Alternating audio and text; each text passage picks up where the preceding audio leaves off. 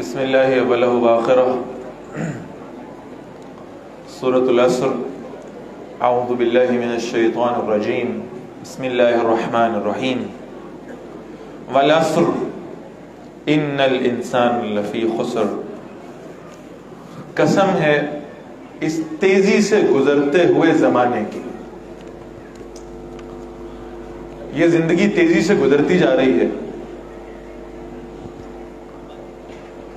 اور انسان تیزی سے اپنی موت کی طرف بڑھتا جا رہا ہے.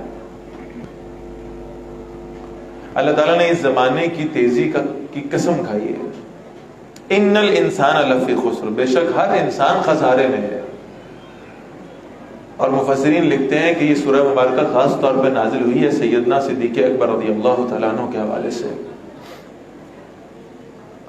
حضرت ابوبکر رضی اللہ تعالیٰ عنہ ایمان لانے سے پہلے مکہ میں ایک بہترین تاجر کے طور پہ جانے جاتے تھے. ویسے بھی لوگوں کے ہاں بہت عزت تھی ان کا خاندان بڑا اونچا تھا. سیدنا ابوبکر رضی اللہ تعالیٰ اپنے اخلاق کی وجہ سے لوگوں میں پسند کیے جاتے تھے. عزت بھی بہت تھی، تجارت بہت اچھی چل رہی تھی. اور پھر یہ کہ بہرحال کچھ نہ کچھ مال بھی انہوں نے اپنی تجارت میں سے سیو کیا ہوا تھا، جمع کیا ہوا تھا. اسلام قبول کیا اور پھر بالآخر یہ سب چیزیں ہاتھوں سے نکل گئیں. وہ جو تجارت تھی اس میں جو بزنس پارٹنر تھا وہ ایک مشرک آدمی تھا. تو وہ بزنس بھی ختم کر دیا. جو مال و دولت اپنے پاس تھا اس سے حضرت ابوبکر رضی اللہ تعالیٰ عنہ نے مسلمانوں میں سے جو غلام تھے ان کو آزاد کروایا. حضرت عمر رضی اللہ تعالیٰ عنہ فرمایا کرتے تھے ابا بکر سیدنا وَأَعْتَقَ سیدنا، ابو بکر ہمارے آقا ہیں اور انہوں نے ہمارے آقا یعنی سیدنا بلال رضی اللہ تعالیٰ عنہ کو آزاد کروایا ہے. تو مال و دولت بھی ہاتھ سے گئی، تجارت بھی ختم ہو گئی، اور پھر تیسری بات یہ کہ جو مکہ میں لوگ عزت کیا کرتے تھے وہ عزت بھی ہاتھوں سے گنوانا پڑی کہ قرآن مجید کی تلاوت کر رہے ہیں اور مشرکین مکہ ان کو آ کر مارنے لگے. اتنا مارا ہے کہ حضرت ابوبکر رضی اللہ تعالیٰ بے ہوش ہو گئے.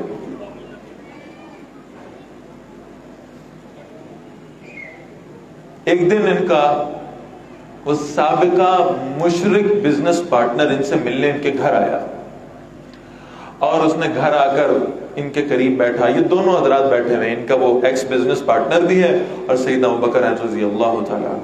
اس نے آ کر تانا دیا، ویسے آپ کی تجارت بہت اچھی تھی اور آپ کی معاشرے میں عزت بھی بہت تھی اور آپ کے پاس دولت بھی تھی. اسلام لانے کے بعد آپ کی نہ تجارت باقی رہی، آپ کی دولت بھی سب خرچ ہو گئی اسلام کے لیے، اور لوگ اب آپ کی عزت بھی نہیں کرتے آپ کے دین کی وجہ سے. آپ نے تو اسلام قبول کر کے بڑا گھاٹے کا سودا کیا ہے،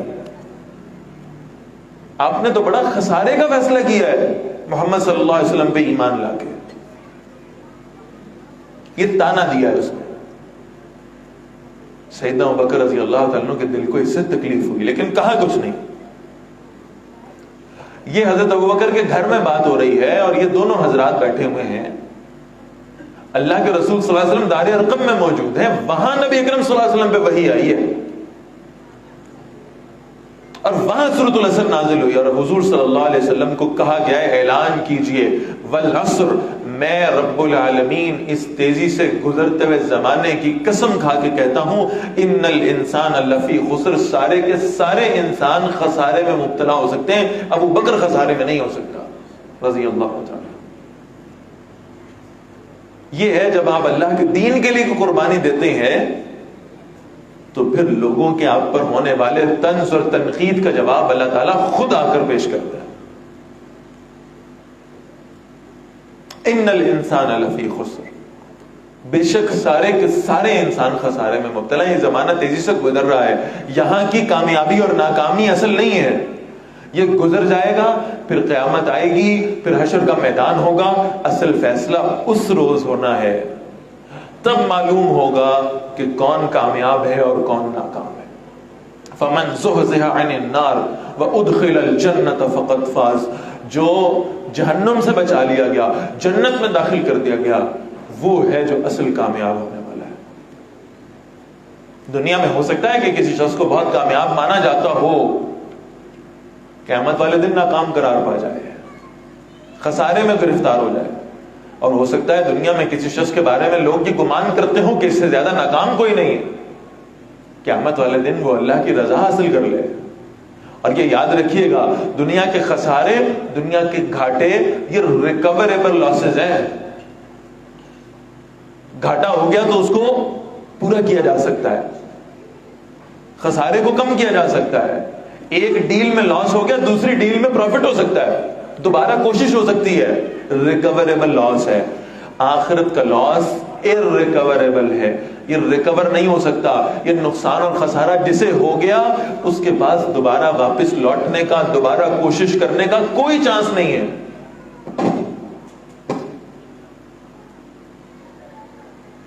یہ ہے اس خسارے کی حقیقت. فرمایا بے شک سب کے سب انسان خسارے میں ہیں. الا الذین آمنوا، اب ہے امید والی بات، سوائے ان لوگوں کے جو ایمان لائے، وعمل الصالحات، اور انہوں نے اچھے عمل کیے، وتواصوا بالحق، اور ایک دوسرے کو حق کی وصیت کی، وتواصوا بالصبر، اور ایک دوسرے کو صبر کی وصیت کی. یہ چار شرطیں قیامت والے دن لوازم نجات میں سے ہیں. نجات کی کم سے کم شرائط ہیں، ان میں سے ایک میں بھی کمی ہوئی تو نجات کا امکان نہیں ہوگا. ایمان لانا، پھر اعمال صالحہ کرنا، اور پھر صرف خود نہیں بلکہ دوسروں کو بھی حق کی وصیت کرنا. صرف اپنی زندگی تک اس دین کو محدود نہ رکھنا، بلکہ اللہ کے بندوں تک اللہ کا پیغام پہنچانا اور اس رستے میں آنے والی مشکلات پہ صبر کرنا.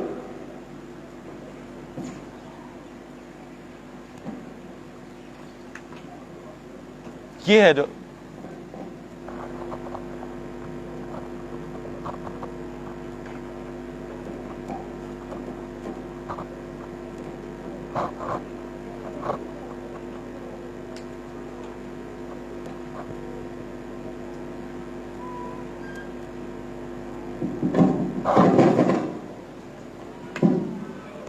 بسم اللہ والآخرہ، یہ ہے جو اصل معاملہ ہے جس میں کہا گیا ہے کہ ہر انسان خسارے میں جانے والا ہے، سوائے وہ جو یہ چار کام کرتے رہے: ایمان، عمل صالح، تواصی بالحق اور تواصی بالصبر.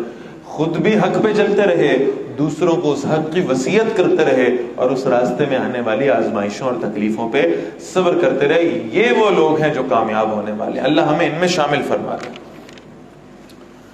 سورۃ الہمزہ، بسم اللہ الرحمن الرحیم. ویل لکل ہمزۃ لمزہ، ہلاکت ہے ہر تانا دینے والے پر، ہر عیب تلاش کرنے والے پر. وہ جو دوسروں کو تانے دیتا پھرتا ہے، وہ جو دوسروں میں عیب تلاش کرتا ہے، ان کی کمزوریاں ڈھونڈتا ہے، اپنے گریبان میں نہیں جھانکتا، خود سے اپنی کمیاں کوتاہیاں نہ تلاش کرتا ہے، نہ ان کی اصلاح کی کوشش کرتا ہے. الذی جمع مالا وعددا، وہ جس نے اپنا مال جمع کر کے رکھا اور گنتا رہا بار بار. ایسی زبردست سائیکولوجیکل سٹیٹمنٹ اللہ نے دیا، یعنی انسان کو اچھی طرح معلوم ہو کہ میرے اکاؤنٹ میں کتنے پیسے ہیں،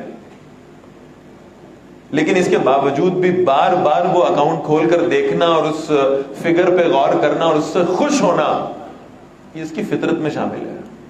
بار بار اپنے صندوق کھول کر ان پیسوں کو دوبارہ سے گن لینا اور اس پر پھر اطمینان حاصل کرنا کہ اتنے ہی ہیں جتنے تھے. فرمایا وہ جس نے مال جمع کر کے رکھا اور پھر اسے گنتا رہا. اور یہاں میں ایک بات عرض کر دوں، یہ تھوڑا سا ذرا ڈسٹرب کرنے والی بات ہو شاید. یہ جو مال کا جمع کرنا ہے نا، یہ دین کا مزاج نہیں ہے، یہ اللہ پر توکل کے خلاف ہے. ہم دنیا میں اس شخص کو کامیاب گردانتے ہیں جو جمع کر کے رکھتا ہے، جو بچا کے رکھتا ہے، جو سیونگز کرتا ہے. وہ ہمیں محسوس ہوتا ہے اس سے بڑا عقل مند آدمی کوئی نہیں ہے. اور کیوں بچا رہا ہے بھائی؟ مشکل وقت کے لیے، کسی مصیبت کے لیے، کوئی آزمائش آ جائے گی اس کے لیے۔ کیا قرآن نے فیصلہ نہیں کر دیا لا یکلف اللہ نفسا الا وسعها؟ اللہ کسی شخص کو اس کی وسعت سے زیادہ مشکل میں مبتلا ہی نہیں کرتے۔ تو یہ عقل مند ہے یا بے وقوف ہے جو اپنی وسعت بڑھاتا جا رہا ہے؟ جتنا مال جمع کر رہا ہے اتنی وسعت بڑھ رہی ہے، جتنی وسعت بڑھ رہی ہے اتنی مشکلیں بڑھ رہی ہیں۔ مال کا جمع کرنا عقل مندی نہیں ہے، بلکہ قرآن مجید نے اصول بیان فرمایا ہے۔ یسألونک ماذا ينفقون، یہ آپ سے سوال کرتے ہیں کتنا خرچ کریں اللہ کے راستے میں۔ قل لفظ، اے نبی صلی اللہ علیہ وسلم ان سے فرمائیے جو تمہاری ضرورت کے بعد تمہارے پاس بچ جائے اسے جمع مت کرو، اسے اللہ کے راستے میں لگا دیا کرو۔ یہ ایک مومن کا طرز عمل ہونا چاہیے۔ فرمایا الذی جمع مالا وعددا، وہ جس نے مال جمع کیا اور اسے گن گن کر رکھتا رہا۔ یحسب ان مالہ اخلدا، وہ سمجھتا ہے کہ اس کا مال اسے باقی رکھے گا۔ بیمار ہوں گا تو مال خرچ کروں گا شفا مل جائے، بھوکا ہوں گا مال خرچ کروں گا بھوک مٹ جائے گی، لباس حاصل کرنا ہوگا تو مال سے ملے گا، دنیا کے معاملات حل کرنے ہوں گے تو مال کی مدد سے ہوں گے۔ وہ سمجھتا ہے یہ مال ہی سب کچھ ہے، اسے نہیں معلوم کہ مشکل کشا اور حاجت روا ذات تو اللہ کی ہے۔ سب کچھ ہونے کے باوجود بھی بھوک کو ختم کرنے والا اللہ ہے، دوا ہونے کے باوجود شفا دینے والا اللہ ہے، یہ مال سے نہیں ملا کرتی۔ کلا لینبذن فی الحطمہ، ہرگز نہیں، وہ حطمہ میں پھینک دیا جائے گا۔ وما ادراک ما الحطمہ، تم کیا جانو کہ وہ حطمہ کیا چیز ہے؟ یہ مال جمع کر کر کے رکھنے والا، یہ قیامت والے روز حطمہ میں جائے گا۔ یہ حطمہ کیا ہے؟ فرمایا نار اللہ الموقدہ، یہ اللہ کی بھڑکائی ہوئی آگ ہے۔ انہا علیہم موصدہ، ان پر ہر طرف سے بند کر دی گئی ہے، یہاں سے نکلنے کا کوئی چانس نہیں ہے ان کے پاس۔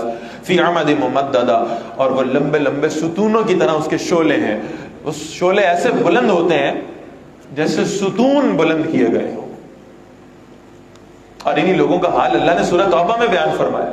یہ سونا چاندی جمع کر کر کے رکھتے ہیں، ہم قیامت والے دن اس سونے چاندی کو پگھلائیں گے آگ میں، اور پھر انہیں اس کے طوق پہنائیں گے، زنجیروں میں جکڑیں گے اور کہیں گے یہ ہے وہ مال جو تم جمع کیا کرتے تھے۔ سورۃ الفیل، بسم اللہ الرحمن الرحیم۔ الم تر کیف فعل ربک باصحاب الفیل، اے نبی صلی اللہ علیہ وسلم کیا آپ نے دیکھا نہیں آپ کے رب نے ہاتھی والوں کے ساتھ کیا کیا ہے؟ الم یجعل کیدہم فی تضلیل، کیا اللہ نے ان کی چال کو ناکامی میں نہیں ڈال دی؟ یمن میں رسول اللہ صلی اللہ علیہ وسلم کی پیدائش سے قبل ایک بادشاہ ہوا کرتا تھا ابرہہ، عیسائی تھے یہ لوگ، بگڑے ہوئے عیسائی، اور اس کے دل میں یہ خیال آتا تھا کہ یہ جو یمن سے لے کر شام تک جتنے لوگ موجود ہیں، جتنی آبادی موجود ہے، وہ تجارتی فوائد تو سب یمن سے حاصل کرتے ہیں، لیکن مذہبی مرکز انہوں نے مکہ کو بنا رکھا ہے۔ یہ سب جاتے ہیں مکہ کی جانب، بیت اللہ کی زیارت کے لیے جاتے ہیں، وہاں سب اکٹھے ہوتے ہیں اور ان کو اپنا فیصلہ کن اتھارٹی کے طور پر سمجھتے ہیں۔ لہذا اس نے یہ سمجھا کہ دنیا کا مرکز اب یمن کی طرف ہو جائے، تو لہذا لوگوں کی عبادت کے مرکز کو مکہ سے یمن منتقل کرنے کی کوشش کی جائے۔ یمن میں پھر اس نے ایک عبادت گاہ بنائی القلیس کے نام سے، اور لوگوں کو دعوت دی کہ آپ یہاں آیا کریں۔ وہ بیت اللہ کے مقابلے میں انسانی ہاتھوں کی بنائی ہوئی کسی عبادت گاہ کو کون توجہ دیتا؟ تو وہاں ویرانی رہا کرتی تھی۔ ضد میں آ کر اس نے کہ ناپاک منصوبہ بنایا کہ میں بیت اللہ کو شہید کر دوں۔ ایک عظیم الشان لشکر اس نے تیار کیا، اور خاص طور پہ اس نے رعب پیدا کرنے کے لیے اس لشکر میں ہاتھیوں کو شامل کیا۔ بڑی ہیبت تھی ہاتھی کی، ہاتھیوں کا ایک لشکر آئے گا جو رونتے ہوئے چلا جائے گا، لڑائی کی تو نوبت ہی نہیں آئے گی۔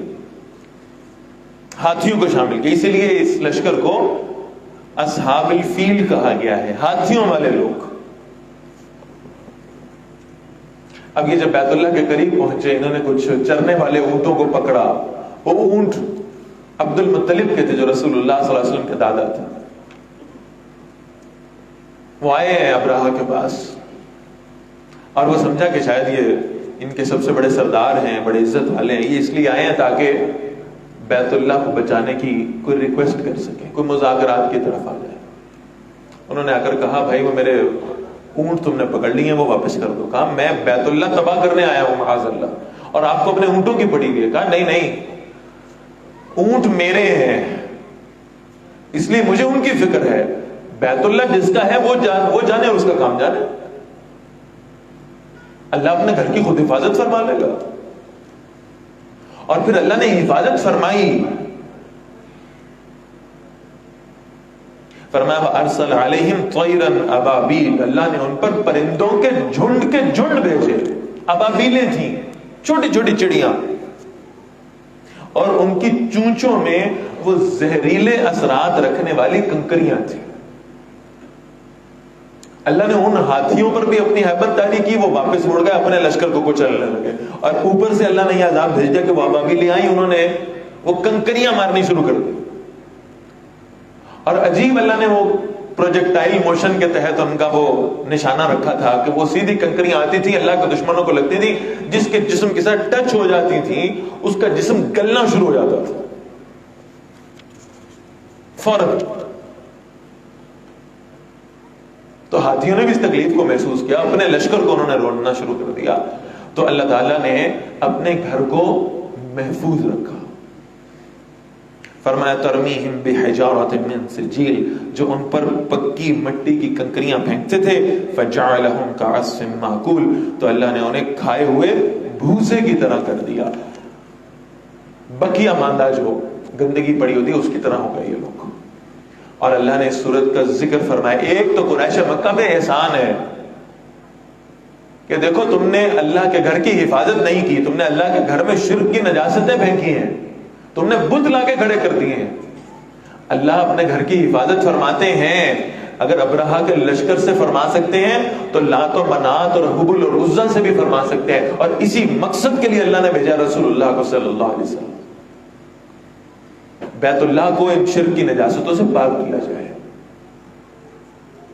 اور یہ پیغام ہے قریش مکہ کو، اور ایک پیغام ہے مجھے اور آپ کو بھی. جب اللہ تعالیٰ بیت اللہ کی حفاظت کر سکتے ہیں، بیت اللہ کو قائم رکھ سکتے ہیں، تو دین اللہ کو قائم کرنا بھی اللہ کے لیے کوئی مشکل نہیں ہے. تم نہیں کرو گے تو اللہ تمہارا محتاج نہیں ہے. ابھی تمہارے پاس اپرچونٹی ہے، ابھی تمہارے پاس مواقع ہیں. اللہ کے دین کو قائم کرنے کے لیے جو کوشش کر سکتے ہو کرو. نہیں کرو گے تو اللہ تمہیں تبدیل کر دیں گے، اللہ تمہاری جگہ کسی اور کو لے آئیں گے، اللہ اس سے دین نافذ کرا لے. دین تمہارا محتاج نہیں ہے. سورۃ القریش. بسم اللہ الرحمن. نبی صلی اللہ علیہ وسلم کہ آپ نے اس شخص کو دیکھا جو اس بدلے کے دن کو جھٹلاتا ہے، جو قیامت کا منکر ہے. فذلک الذی یدعو الیتیم، یہ وہ ہے جو یتیم کو دھکے دیتا ہے. ولا یحض علی طعام المسکین، اور مسکین کو کھانا کھلانے کی ترغیب بھی نہیں دیتا دوسروں کو. ہونا تو یہ چاہیے تھا کہ خود ان غرباء اور مساکین کی مدد کرنے والا ہو. یہ دوسروں کو بھی اس کی ترغیب نہیں دیتا. جو اللہ کے راستے میں خرچ کرنے والے انہیں ڈراتا ہے فقر سے، انہیں بخل کی ترغیب دیتا ہے. فویل للمصلین، ہلاکت ہے ایسے نماز پڑھنے والوں کے لیے. الذین هم یراؤون الذین هم عن صلاتهم ساہون، جو اپنی نمازوں میں غافل ہیں. نمازیں تو پڑھی جا رہی ہیں لیکن توجہ سے خالی ہے، حاضری سے خالی ہے، حضوری سے خالی ہے. وہ کیفیت نہیں ہے جو اللہ کے رسول فرماتے تھے صلی اللہ علیہ وسلم، ان تعبد اللہ کانک تراہ، تم اللہ کی عبادت ایسے کرو گویا تم اللہ کو اپنی نگاہوں سے دیکھ رہے ہو. اور اگر تم ایسا نہ کر سکو، یہ کیفیت حاصل نہ ہو، تو کم از کم اتنی کیفیت ہو فإنہ یراک، کہ اللہ تمہیں دیکھ رہا ہے. کم از کم یہ احساس ہو اپنی نمازوں میں، اپنی عبادات میں، اپنے رکوع سجود میں. یہ نمازیں صرف فرض پورا کرنے کے لیے نہ رہ جائیں. شوق تیرا اگر نہ ہو میری نماز کا امام، میرا قیام بھی حجاب، میرا سجود بھی حجاب، قیام بھی پردے میں، سجدے بھی پردے میں ہوں گے، پھر اللہ کی معرفت نہیں ملے گی. پھر بس یہ ہوگا کہ ہاں 5 وقت کی نماز فرض ہے، بس اسے کسی طرح اپنے کندھے سے اتار دیں.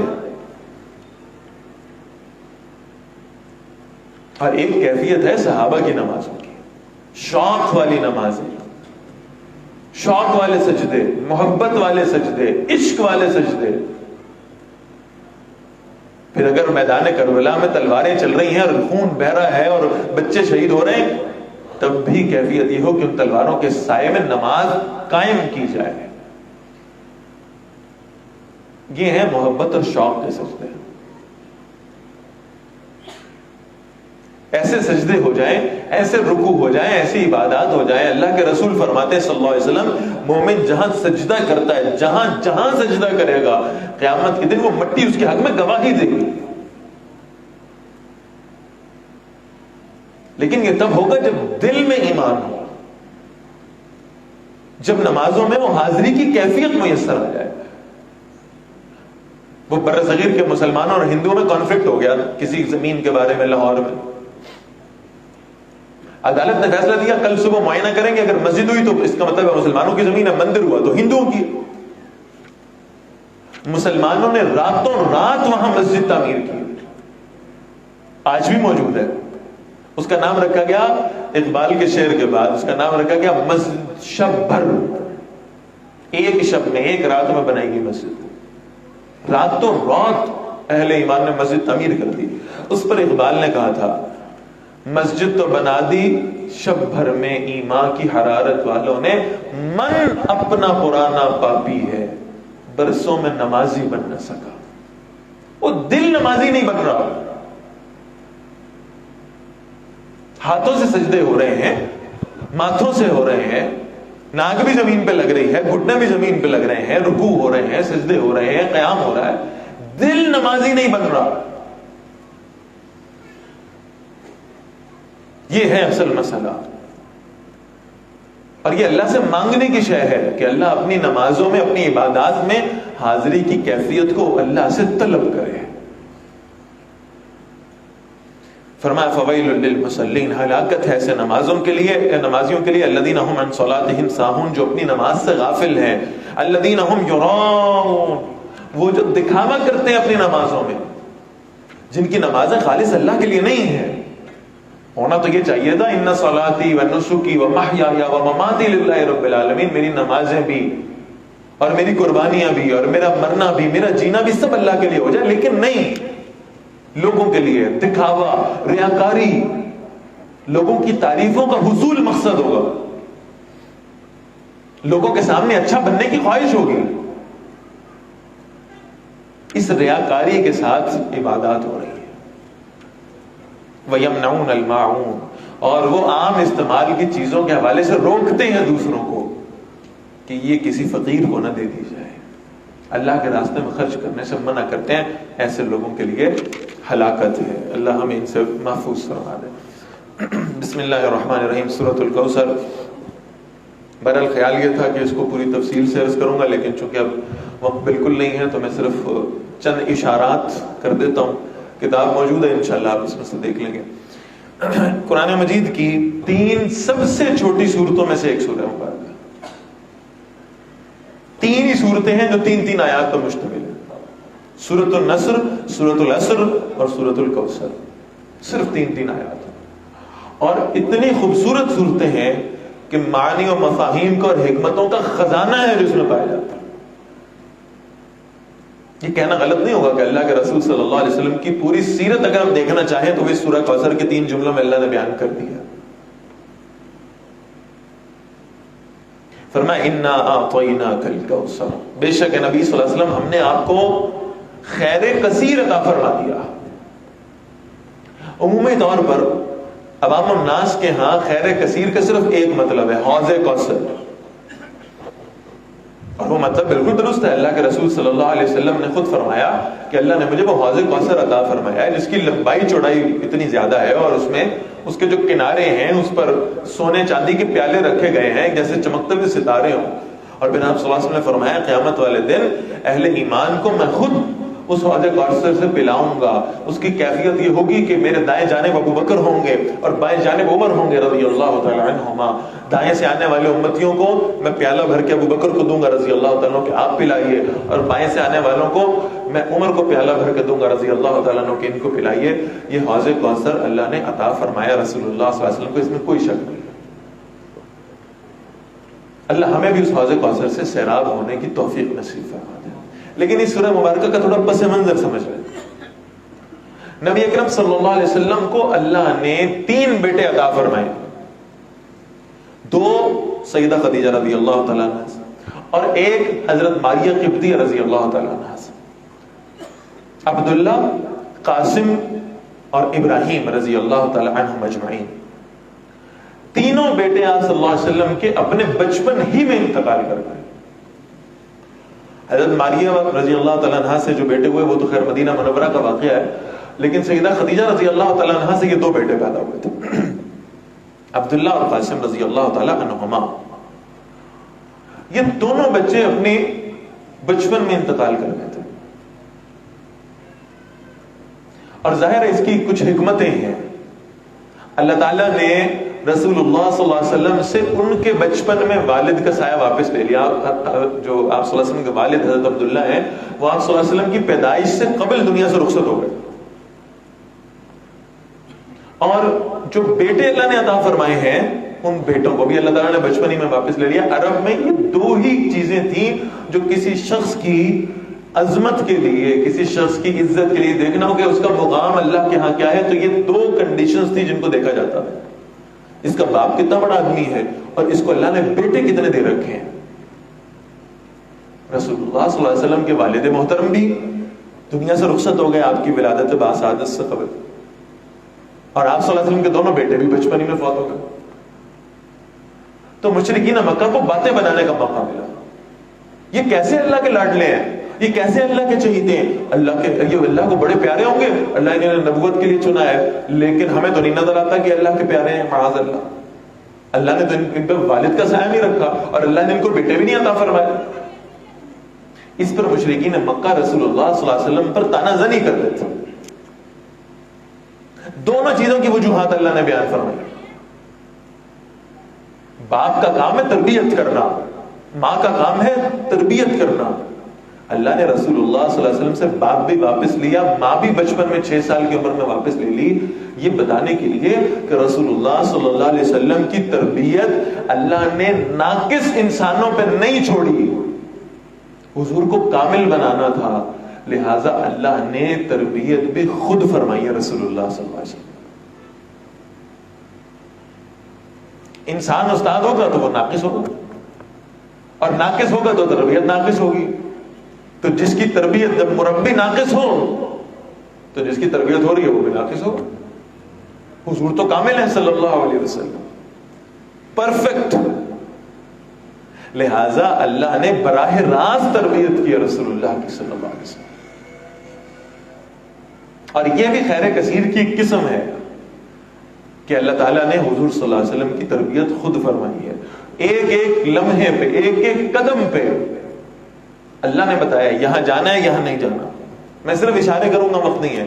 یہ بازار ہے قصہ خانی کا, یہاں نہیں جانا, اس مسجد میں نہیں بیٹھنا, فلاں کی قبر پہ نہیں جانا. کون سمجھا رہا ہے؟ اللہ رب العزت.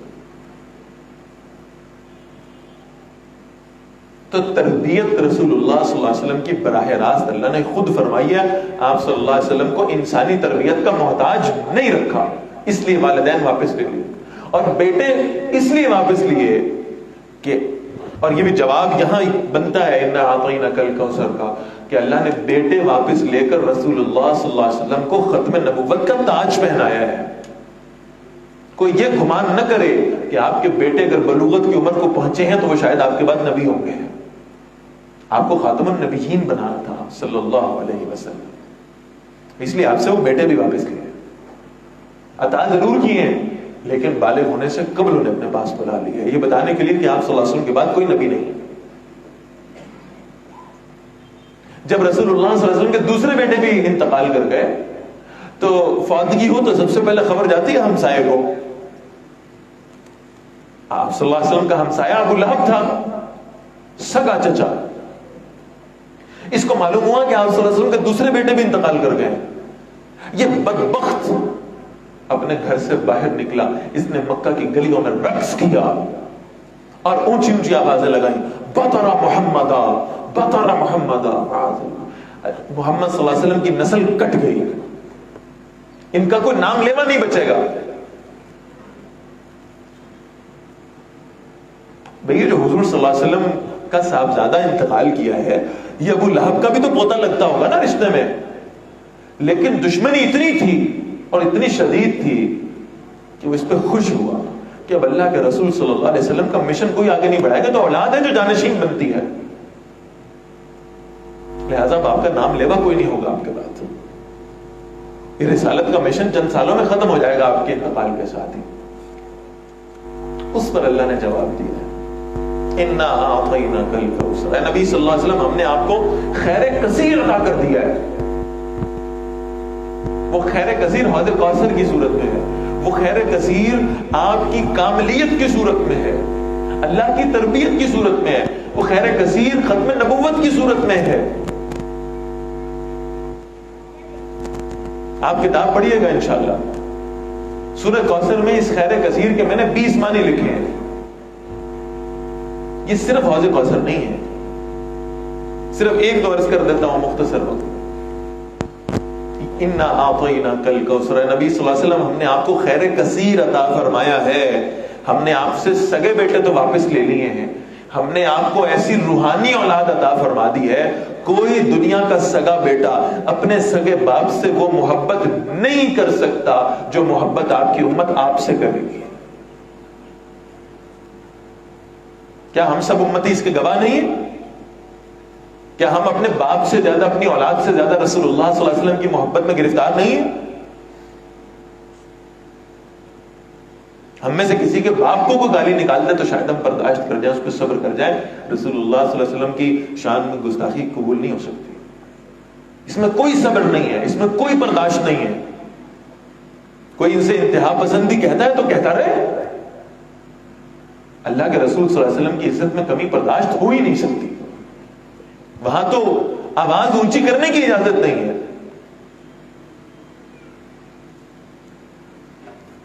یہ ہے وہ روحانی اولاد جسے کوثر کہا گیا ہے، جسے خیر کثیر کہا گیا ہے. اللہ نے آپ کو یہ روحانی اولاد عطا فرمائی ہے. پھر خیر کثیر کا ایک معنی علماء نے بیان کیا کہ ہم نے آپ سے اپنے بیٹے واپس لے لیے ہیں. یہ جو مشرک آپ کو تانے دے رہے ہیں نا، ان کے بیٹوں کو ہم آپ کا وفادار صحابی بنائیں گے. صرف 2 شخصیتوں کی مثال نوٹ کریں. مکہ میں سب سے بڑا دشمن اللہ کے نبی صلی اللہ علیہ وسلم کا کون ہے؟ ابو جہل. مدینہ میں سب سے بڑا دشمن کون ہے؟ عبداللہ بن ابی. ابو جہل کا بیٹا اکرمہ فتح مکہ کے موقع پہ حاضر ہوا، کلمہ پڑھا، اسلام قبول کیا، خیمے سے باہر نکلا، لوگوں نے سرگوشیاں کی، ابو جہل دا پتر ہی. وہ انہی قدموں سے خیمے میں واپس گیا. یا رسول اللہ صلی اللہ علیہ وسلم، میں آپ پہ ایمان لایا ہوں، میرا آپ پہ کوئی حق بھی ہے؟ آپ نے فرمایا ہاں تمہارا حق ہے، کہو کیا مانگتے ہو؟ یا رسول اللہ صلی اللہ علیہ وسلم، آپ اپنے ساتھیوں کو حکم دیں آج کے بعد مجھے میرے باپ کے نام سے نہ پکاریں. جو آپ کا دشمن تھا وہ چاہے میرا باپ ہی کیوں نہیں تھا، میرا اس سے کوئی رشتہ نہیں ہے. آپ نے فرمایا پھر تمہیں کیا کہا کریں؟ عرض کیا یا رسول اللہ صلی اللہ علیہ وسلم، آپ میرا نام تبدیل کریں، مجھے اکرمہ بن ابو جہل نہیں، اکرمہ بن عمر بن ہشام بھی نہیں، مجھے اکرمہ بن اسلام کہا جائے. اللہ کے رسول صلی اللہ علیہ وسلم نے اس بات کا حکم دیا. اب تاریخ کی کتابوں میں آپ پڑھیں گے تو اکرمہ بن اسلام ہے. اپنے باپ کا نام بھی ساتھ لگانا گوارا نہیں، اس لیے کہ وہ رسول اللہ کا دشمن تھا. بیٹے ان کے ہوں گے، وفادار آپ کے ہوں گے. عبداللہ بن ابی کا اپنا بیٹا، اس کا نام بھی عبداللہ رضی اللہ تعالی بن عبداللہ بن ابی. ہم پیچھے واقعہ پڑھا ہے سورہ منافقون میں، جب عبداللہ بن ابی نے کہا کہ عزت والے مدینہ میں جائیں گے اور ذلیلوں کو ہم جانے نہیں دیں گے، اشارہ اس کا مہاجرین کی طرف تھا، رسول اللہ کی طرف تھا. معاذ اللہ ثم معاذ اللہ. اس کا اپنا بیٹا مدینہ کے داخلی دروازے پہ کھڑا ہوا ہے. اس نے کہا میں اپنے باپ کی بات کو پورا کروں گا. میرے باپ نے کہا تھا عزت والے جائیں گے, ذلیل نہیں جائیں گے. میں بات پوری کرتا ہوں. رسول اللہ صلی اللہ علیہ وسلم اور ان کے ساتھی مدینہ میں جائیں گے. میرا باپ ذلیل آدمی ہے, میں اسے مدینہ میں گھسنے نہیں دوں گا. اللہ کا نبی کا دشمن ہے, میرا باپ ہے تو کیا ہوا, میرا اس سے کوئی رشتہ نہیں. ہماری وفاداریاں, ہماری رشتہ داریاں اب خون پہ نہیں ہیں, اسلام پہ ہیں, کلمے کی بنیاد پہ ہیں. بیٹے ان کے ہوں گے, وفادار آپ کے بنیں گے. اِنَّا أَعْطَيْنَاكَ الْكَوْثَرَ. اے نبی صلی اللہ علیہ وسلم, ہم نے آپ کو خیر کثیر عطا فرمایا ہے. ہم نے دنیا میں سب سے زیادہ ظاہری حسن سے بھی آپ کو نوازا, سب سے شاندار اور خوبصورت سیرت بھی آپ کو عطا فرمائی ہے. یہ ہے خیر کثیر. ہم نے آپ کو قیامت والے دن مقام محمود کے لیے پسند فرمایا ہے. ہم نے آپ کو دین میں انشراح صدر عطا فرمایا. الم نشرح لک صدرک. ہم نے انشراح صدر دے دیا. ہم نے آپ کے لیے آپ کے مشن کو آسان کر دیا. ہم نے آپ کو فصاحت و بلاغت عطا فرما دی. خود اللہ کے رسول فرماتے ہیں صلی اللہ علیہ وسلم, انا افصح العرب, میں عرب میں سب سے زیادہ فصیح و بلیغ ہوں. وہ فصاحت و بلاغت اللہ نے عطا فرمائی ہے, وہ گفتگو کی تاثیر دی ہے, وہ چہرے کا حسن و جمال دیا ہے. مدینہ کے قریب کو قبیلہ تھا, وہ آپس میں بیٹھ کے سب کہا ہے, معلوم ہوا ہے کہ ایک صاحب مدینہ میں آئے, ان کا نام ہے محمد صلی اللہ علیہ وسلم, نبوت کا دعویٰ کرتے ہیں. اپنے گاؤں کے سب سے تیز آدمی کو بلاؤ, اس سے کہو جا کے جاسوسی کرے, معلوم کرے یہ واقعی نبی بھی ہیں یا جھوٹ بولتے ہیں. اس کو بھیجا گیا, اس کو کہا گیا دیکھو مہر نبوت بھی دیکھنا, پھر کوئی معجزہ بھی مانگنا, پھر اس کے بعد ان کے ساتھیوں سے ان کے حوال پوچھنا, پھر الگ الگ جا کے خفیہ انداز میں بھی دیکھنا, پھر ایسا بھی کرنا, ایسا بھی کرنا, ایسا بھی کرنا. سارے سوال تیار کر کے لے آیا. مسجد نبوی میں داخل ہوا. رسول اللہ صلی اللہ علیہ وسلم زمین پہ اپنے ساتھیوں کے ساتھ بیٹھے, ممبر پہ نہیں تھے کہ معلوم ہوتا ہے یہ اللہ کے نبی, زمین پہ اپنے ساتھیوں کے ساتھ گھل مل کے بیٹھے. اس نے اندر آتے ساتھ آپ صلی اللہ علیہ وسلم کے چہرے پر ایک نظر ڈالی, کہا یہ محمد صلی اللہ علیہ وسلم. صحابہ نے کہا یہی ہے اللہ کے رسول. اس نے کہا اللہ کی قسم یہ چہرہ کسی جھوٹے کا چہرہ ہو ہی نہیں سکتا. ایک نظر ڈالی اور میرے نبی پہ ایمان لے آیا. کوئی مہر نبوت نہیں دیکھی, کوئی معجزہ نہیں دیکھا, کوئی دلیل نہیں مانگی, کوئی قرآن نہیں سنا, کوئی ساتھیوں سے جاسوسی نہیں کی, کچھ نہیں پوچھا. ایک چہرہ, ایک نظر چہرے پہ پڑی ہے. پتہ نہیں کس نے اصطلاح بنا دی اور کس کے بارے میں بنا دی. وہ پہلی نظر میں محبت کا ہو جانا, اصل میں تو وہ پہلی نظر کی محبت, وہ فرسٹ سائٹ لو جو ہے, لو ایٹ فرسٹ سائٹ, وہ تو اصل میں ایسے ہوا کرتا ہے کہ اللہ کے رسول صلی اللہ علیہ وسلم کے چہرے کو کبھی عبداللہ بن سلام ایک مرتبہ دیکھتے ہیں, اور کبھی یہ شخص دیکھتا ہے, اور ایک نظر دیکھنے میں ایمان لے آتا صلی اللہ علیہ وسلم. اللہ کے رسول صلی اللہ علیہ وسلم کو سب سے شاندار اہل بیت عطا فرمائے گئے. اللہ کے نبی صلی اللہ علیہ وسلم کو سب سے بہترین صحابہ عطا کیے گئے. خود آپ صلی اللہ علیہ وسلم فرماتے ہیں اللہ نے انبیاء علیہ السلام کے بعد اس کائنات کے سارے دلوں کو دیکھا, سب سے بہترین دل اٹھا کے اللہ نے انہیں میرا صحابی بنا دیا. نبیوں کے بعد سب سے اونچے لوگ, سب سے شاندار لوگ, سب سے عظیم لوگ رسول اللہ کے صحابہ ہیں صلی اللہ علیہ وسلم. دو باتیں آخری کر رہا ہوں بس اس خیر کثیر کے حوالے سے. مجھے امید ہے انشاءاللہ آپ کتاب پڑھ لیں گے, اتنا تجسس تو میں نے آپ میں پیدا کر ہی دیا ہے. ایک, اللہ نے آپ کو خیر کثیر عطا فرمایا, اور مفتی شفیع صاحب رحمۃ اللہ علیہ نے خیر کثیر کا ترجمہ کیا ہے کہ وہ کیا ہے خیر کثیر. فرمائے اس سے مراد اللہ کا قرآن ہے. کوثر کسے کہتے ہیں؟ قرآن. اِنَّا أَعْطَيْنَاكَ الْكَوْثَرَ. نبی صلی اللہ علیہ وسلم ہم نے آپ کو قرآن مجید عطا فرما دیا ہے. اس سے بڑی خیر کیا ہوگی؟ خود قرآن اپنے بارے میں کہہ رہا ہے هُوَ خَيْرٌ مِّمَّا يَجْمَعُونَ. جو کچھ دنیا میں لوگ جمع کرتے ہیں ان میں سب سے اچھی شے, سب سے بہترین شے اللہ کا قرآن ہے. اور کیا خوبصورت جملہ لکھا ہے مفتی شفیع صاحب رحمۃ اللہ تعالی علیہ نے. فرماتے ہیں ایک دنیا کا کوثر ہے اور ایک آخرت کا کوثر ہے. دنیا کا کوثر قرآن ہے, آخرت کا کوثر حوض کوثر ہے. اور پھر جملہ فرماتے ہیں جو دنیا کے کوثر سے سیراب ہوگا آخرت کے کوثر کا حقدار بھی وہی ہوگا. صرف جس نے دنیا کے کوثر سے نہیں پیا, جس نے اس قرآن سے فائدہ نہیں لیا, جس نے اس قرآن کو نہیں سمجھا, جس نے اس سے فیض نہیں حاصل کیا, آخرت کے حوض کوثر سے بھی وہ اپنے آپ کو فارغ سمجھے. اور آخری بات، انا اعطیناک الکوثر، اس کی کیا ہے خیر کثیر؟ ہم نے سارے نبیوں کو حکم دیا تھا اللہ کی شریعت کو نافذ کرو، اللہ کے دین کو قائم کرو. اے نبی صلی اللہ علیہ وسلم، ہم نے آپ کو خیر کثیر دیا. ان سب نے بھی اپنی مقدور بھر کوششیں کی، دین نافذ نہ ہو سکا. اے نبی صلی اللہ علیہ وسلم، ہم نے آپ کو یہ سعادت عطا فرمائی ہے کہ آپ کے ہاتھوں سے ہم نے اللہ کا دین بالفعل نافذ کرا دیا ہے. وہ دین غالب ہوا ہے محمد رسول اللہ صلی اللہ علیہ وسلم کے اوپر. فصل لربک وانحر، اے نبی صلی اللہ علیہ وسلم، اب آپ اپنے رب کے لیے نماز پڑھیے اور قربانی کیجیے. اب آپ کی عبادات ہوں تو وہ بھی اللہ کی خاطر ہونی چاہیے، اور آپ کی قربانیاں ہوں تو وہ بھی خالصتاً صرف اللہ کے لیے ہونی چاہیے. آپ کا پیغام توحید ہے، وہ فرد کی زندگی میں ہو تو ایسے ہے کہ اللہ وحدہ لا شریک کی عبادت کرے اور اللہ ہی سے مشکلوں کے حل تلاش کرے. اور وہ جب آپ کے اجتماعی نظام میں ہو تو وہ نظام بھی توحید عملی کا ایک شاہکار ہونا چاہیے کہ وہاں بھی حکم مانا جائے اور قانون بنایا جائے تو صرف اور صرف اللہ کا ہو. انا شانئک ھو الابتر، بے شک نبی صلی اللہ علیہ وسلم آپ کا دشمن ہی بے نام و نشان ہونے والا ہے. یہ کہتا ہے ابو لہب بطر محمد، محمد صلی اللہ علیہ وسلم بے نام و نشان ہو گئے. نہیں، انا شانئک ھو الابتر، آپ کا جو دشمن ہے وہ بے نام و نشان ہوگا. اس کا ذکر ختم ہو جائے گا، اس کو ہم سزا سے نوازیں گے. آپ کا ذکر باقی رہے گا، قیامت تک باقی رہے گا، آپ کی امت باقی رہے گی اور آپ کا ذکر خیر کرتی رہے گی.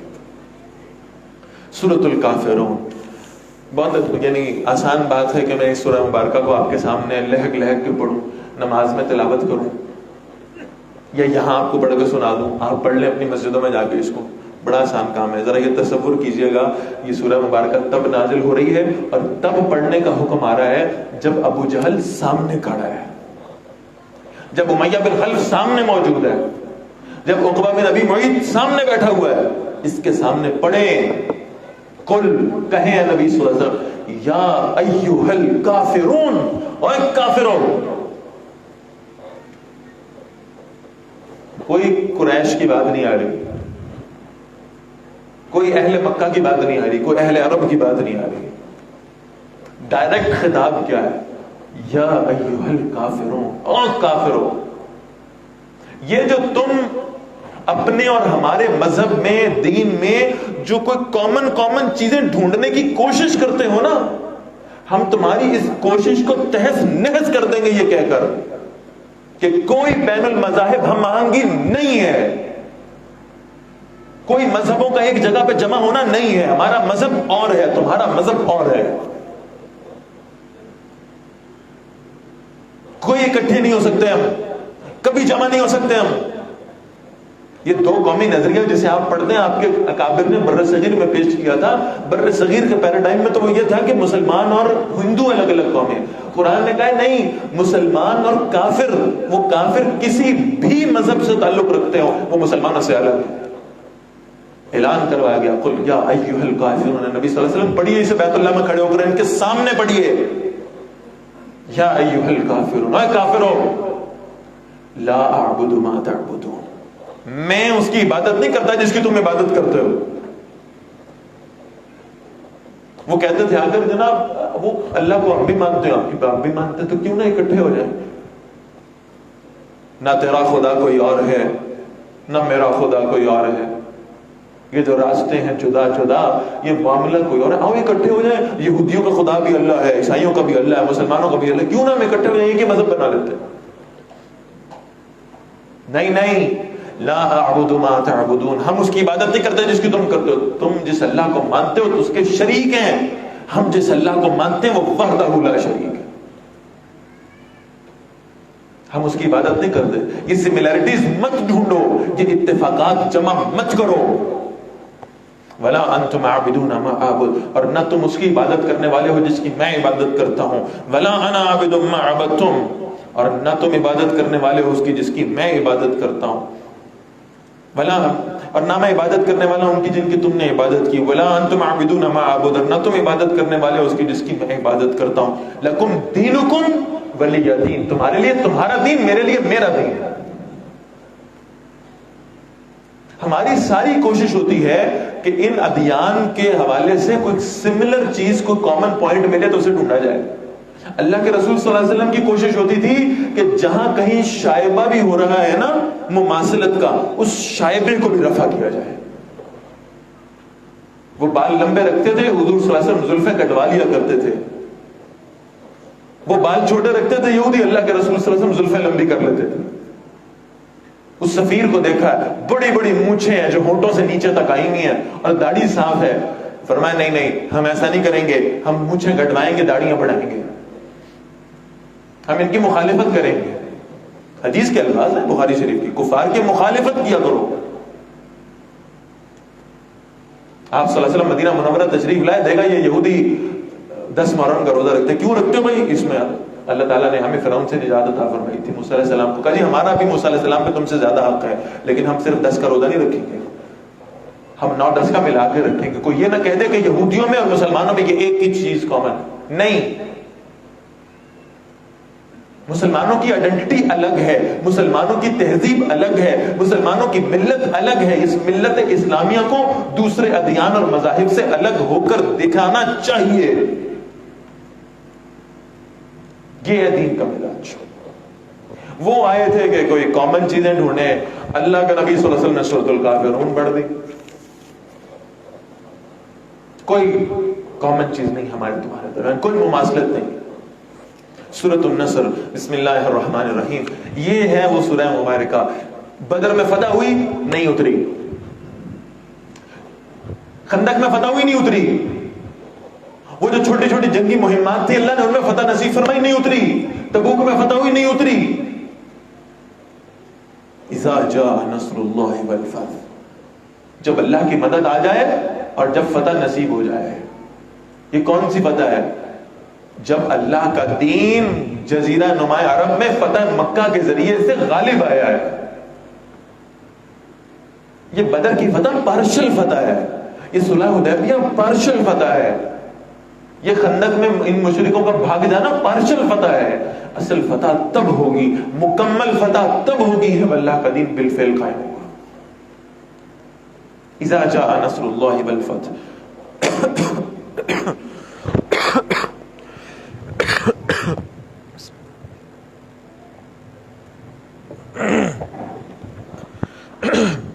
بسم اللہ والله.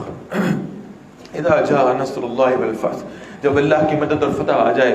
وَرَأَيْتَ النَّاسَ يَدْخُلُونَ فِي دِينِ اللَّهِ أَفْوَاجًا. اور نبی صلی اللہ علیہ وسلم آپ لوگوں کو دیکھیں، لوگ اللہ کے دین میں فوجوں کی فوجیں بن کے داخل ہو رہے ہیں. جب دین غالب آ جاتا ہے تو پھر سب لوگوں کی خواہش ہوتی ہے کہ اس کی چھتری تلے آ جائے. فَسَبِّحْ بِحَمْدِ رَبِّكَ، تو اپنے رب کی حمد کے ساتھ اس کی تسبیح بیان کیجئے. وَاسْتَغْفِرْهُ، اور اس سے بخشش مانگیے. إِنَّهُ كَانَ تَوَّابًا، بے شک وہ بہت نظر کرم فرمانے والا ہے. سورۃ اللہب، بسم اللہ الرحمن الرحیم. تبت یدا ابی لہب وتب، ٹوٹ گئے ابو لہب کے دونوں ہاتھ اور وہ برباد ہو گیا. رسول اللہ صلی اللہ علیہ وسلم نے کوہ صفا پر جب پہلی مرتبہ دعوت دی، عوامی دعوت، سب سے پہلے مخالفت کے لیے مجمع میں سے نکلنے والا یہ بدبخت تھا. چچا تھا رسول اللہ صلی اللہ علیہ وسلم، اور یہ کہنے لگا تبن لک سائر اليوم. معاذ اللہ، میں تو ترجمہ بھی نہیں کرنا چاہتا اس جملے کا، اتنا شدید سینٹنس. اللہ نے اسی ٹون میں جواب دیا، تبت یدا ابی لہب وتب، ابو لہب کے دونوں ہاتھ ٹوٹ گئے، برباد ہو گیا. وہ یہ رسول اللہ کو گالیاں دیتا تھا، آپ کے راستے میں کانٹے بچھایا کرتا تھا، نجاست ڈالتا تھا آپ کے کھانے کی چیزوں. فرمایا یہ برباد ہو گیا، اس کے دونوں ہاتھ ٹوٹ گئے. اور اس نے دکھ پہنچایا اللہ کے نبی کو صلی اللہ علیہ وسلم. نبوت کے اعلان سے پہلے آپ صلی اللہ علیہ وسلم کی 2 بیٹیوں کی نسبت طے تھی اس کے بیٹوں کے ساتھ، عتبہ اور شیبہ کے ساتھ. نبوت کی مخالفت میں اس بدبخت نے رسول اللہ صلی اللہ علیہ وسلم کی بیٹیوں کے رشتے توڑے ہیں، دکھ دیا ہے آپ صلی اللہ علیہ وسلم. فرمایا برباد ہو گیا یہ شخص. اور پھر اس کی بربادی دیکھی دنیا نے. یہ مرنے سے پہلے ایسی بیماری کا شکار ہوا کہ اس کے جسم سے بدبو آنے لگی، پورے جسم میں پیپ بھر گئی. اس کے اپنے بیٹے اس کو اٹھا کر دور پھینکا ہے. جب یہ مر گیا تو اس کے بچوں نے وہ کچھ لوگوں کو بلایا کہ اس کو اٹھاؤ اور کسی گڑھے میں پھینک دو، ہم اس کو ہاتھ بھی نہیں لگانا چاہتے. یہ اللہ کے رسول کی مخالفت کرتا تھا صلی اللہ علیہ وسلم. اس کے بیٹوں کے جو رشتے ٹوٹے تھے، اللہ کے رسول صلی اللہ علیہ وسلم نے دکھ اور تکلیف کی کیفیت میں بد دعا دی ہے انہیں، جاؤ اللہ اپنے کتوں میں سے کوئی کتا تم پہ مسلط کرے.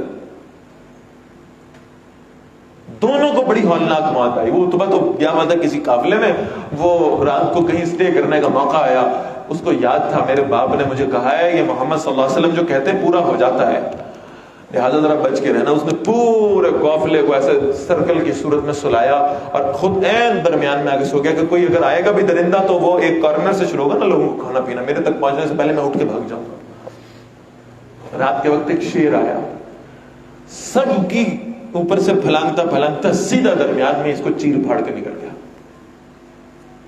اللہ کے رسول کے دشمنوں کا یہ حال ہوا کرتا ہے. ما اغنى عنه ماله وما کسب، اس کا مال بھی اس کے کچھ کام نہیں آیا، جو کچھ اس نے کمایا اس سے ضائع ہو گیا. سيصلى نارا ذات لهب، جلدی وہ ایسی آگ میں داخل ہوگا جو شعلے والی ہے. وامرأته، اور اس کی بیوی بھی حمالۃ الحطب، جو بہت زیادہ ایندھن اٹھانے والی ہے. اس کی بیوی ام جمیل رسول اللہ صلی اللہ علیہ وسلم کی شدید مخالفت کیا کرتی ہے. اللہ نے فرمایا حمالۃ الحطب، یہ ایندھن اٹھانے والی ہے. فی جیدہا حبل من مسد، اس کی گردن میں کھجور کی چھال کی ایک رسی بنی ہوئی ہے. بس اشارہ ہو گیا کہ اسی کے ذریعے سے ہم اس کو عذاب دیں گے. یہ ایک دن بیٹھی ہوئی تھی جنگل میں، وہ ایندھن اس نے پیچھے لٹکایا ہوا تھا، رسی ایسے اس نے لپیٹی ہوئی تھی. وہ اللہ نے اپنے فرشتوں کو بھیجا، اس نے پیچھے سے رسی آ کر کھینچی، اسی رسی کا پھندا بنایا اور اس کو پھانسی والی موت دے دی. اللہ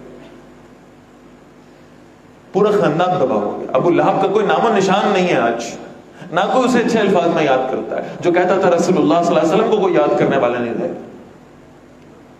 جو شخص قرآن پڑھتا ہے اس شخص پر لعنتیں بھیجتا ہے، اور دوسری طرف اللہ کے رسول صلی اللہ علیہ وسلم کے ذکر خیر سے کہ دنیا ایک سیکنڈ کے لیے بھی خالی نہیں ہے. لوگ کہتے ہیں کوئی لمحہ ایسا نہیں ہے جس میں دنیا کے کسی کونے میں اذان نہ ہو رہی ہو. ہر جگہ پر اذانیں ہو رہی ہیں، اور ہر جگہ پر جب اذان ہو رہی ہے تو وہاں اشہد ان محمد الرسول اللہ کا کلمہ پڑھا جا رہا ہے. اللہ کے رسول صلی اللہ علیہ وسلم کا ذکر خیر ہو رہا ہے، آپ صلی اللہ علیہ وسلم پر درود پڑھا جا رہا ہے، آپ کی تعریفیں کی جا رہی ہیں. سورۃ الاخلاص، بسم اللہ الرحمن الرحیم. یہ سورہ کافرون نازل ہوئی نا تو یہ آ گئے سارے مشرکین مکہ رل مل کے رسول اللہ کے پاس صلی اللہ علیہ وسلم.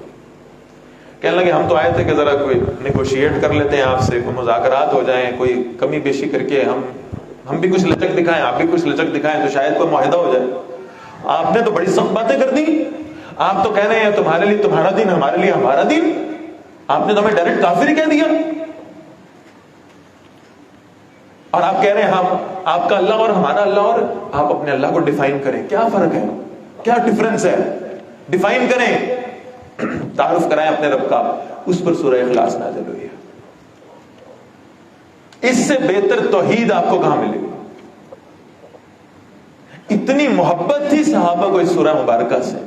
رسول اللہ کے پاس شکایت آئی ہے ایک آدمی کی، اللہ کے رسول صلی اللہ علیہ وسلم آپ نے اسے ہمارا امام بنا کے بھیجا ہے، وہ جب نماز پڑھاتا ہے نا ہر رکعت میں سورہ فاتحہ پڑھتا ہے، پھر ساتھ کو اور سورت میں لاتا ہے، رکوع کرنے سے پہلے سورہ اخلاص پڑھ کے رکوع کرتا ہے. کوئی بدعت تو نہیں ہوگی؟ اللہ کے رسول صلی اللہ علیہ وسلم نے فرمایا اس سے بلاؤ ذرا میرے پاس. اس کو بلایا گیا. امام صاحب ہر رکعت میں سورہ اخلاص پڑھنا کیا چکر ہے؟ صحابہ اسے سورۃ التوحید کہتے تھے. یہ آپ ہر رکعت میں پڑھ لیتے ہیں، کیا بات ہے؟ یا رسول اللہ صلی اللہ علیہ وسلم مجھے اللہ کی توحید کی وجہ سے اس سورت سے اتنی محبت ہے کہ مجھے لگتا ہے میری رکعت انکمپلیٹ رہ گئی اگر میں نے یہ سورت نہ پڑھی. مجھے اللہ کی توحید کی وجہ سے سورہ مبارکہ سے بڑی محبت ہے. رسول اللہ نے فرمایا صلی اللہ علیہ وسلم اللہ کے بندے اگر توحید کی وجہ سے تمہیں اس سورت سے محبت ہے تو جاؤ میں تمہیں خوشخبری دیتا ہوں، اللہ کو اس سورت کی محبت کی وجہ سے تم سے محبت ہے. اللہ تم سے پیار کرتا ہے. قل هو اللہ احد. اے نبی صلی اللہ علیہ وسلم فرمائیے وہ اللہ جو اکیلا ہے، تنہا ہے، اللہ الصمد، وہ بڑا بے نیاز ہے.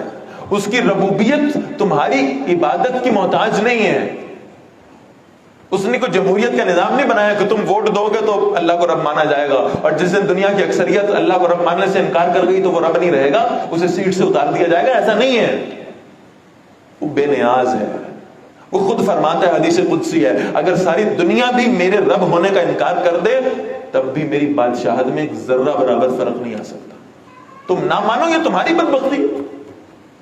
وہ ایتھیسٹ جو کہتا ہے کائنات میں خدا ہی کوئی نہیں ہے, اس کا رب بھی کون ہے؟ اللہ ہے.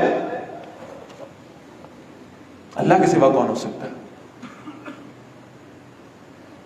لم یلد, نہ اس نے کسی کو پیدا کیا, ولم یولد, اور نہ ہی وہ پیدا کیا گیا, ولم یکن لہ کفوا احد, اور اس کے برابر کا کوئی ایک بھی نہیں ہو سکتا. کائنات میں کوئی ایسی ہستی ہی تم نہیں دکھا سکتے جس کے اندر وہ خالق والی صفات ہوں, وہ خدا والی صفات ہوں.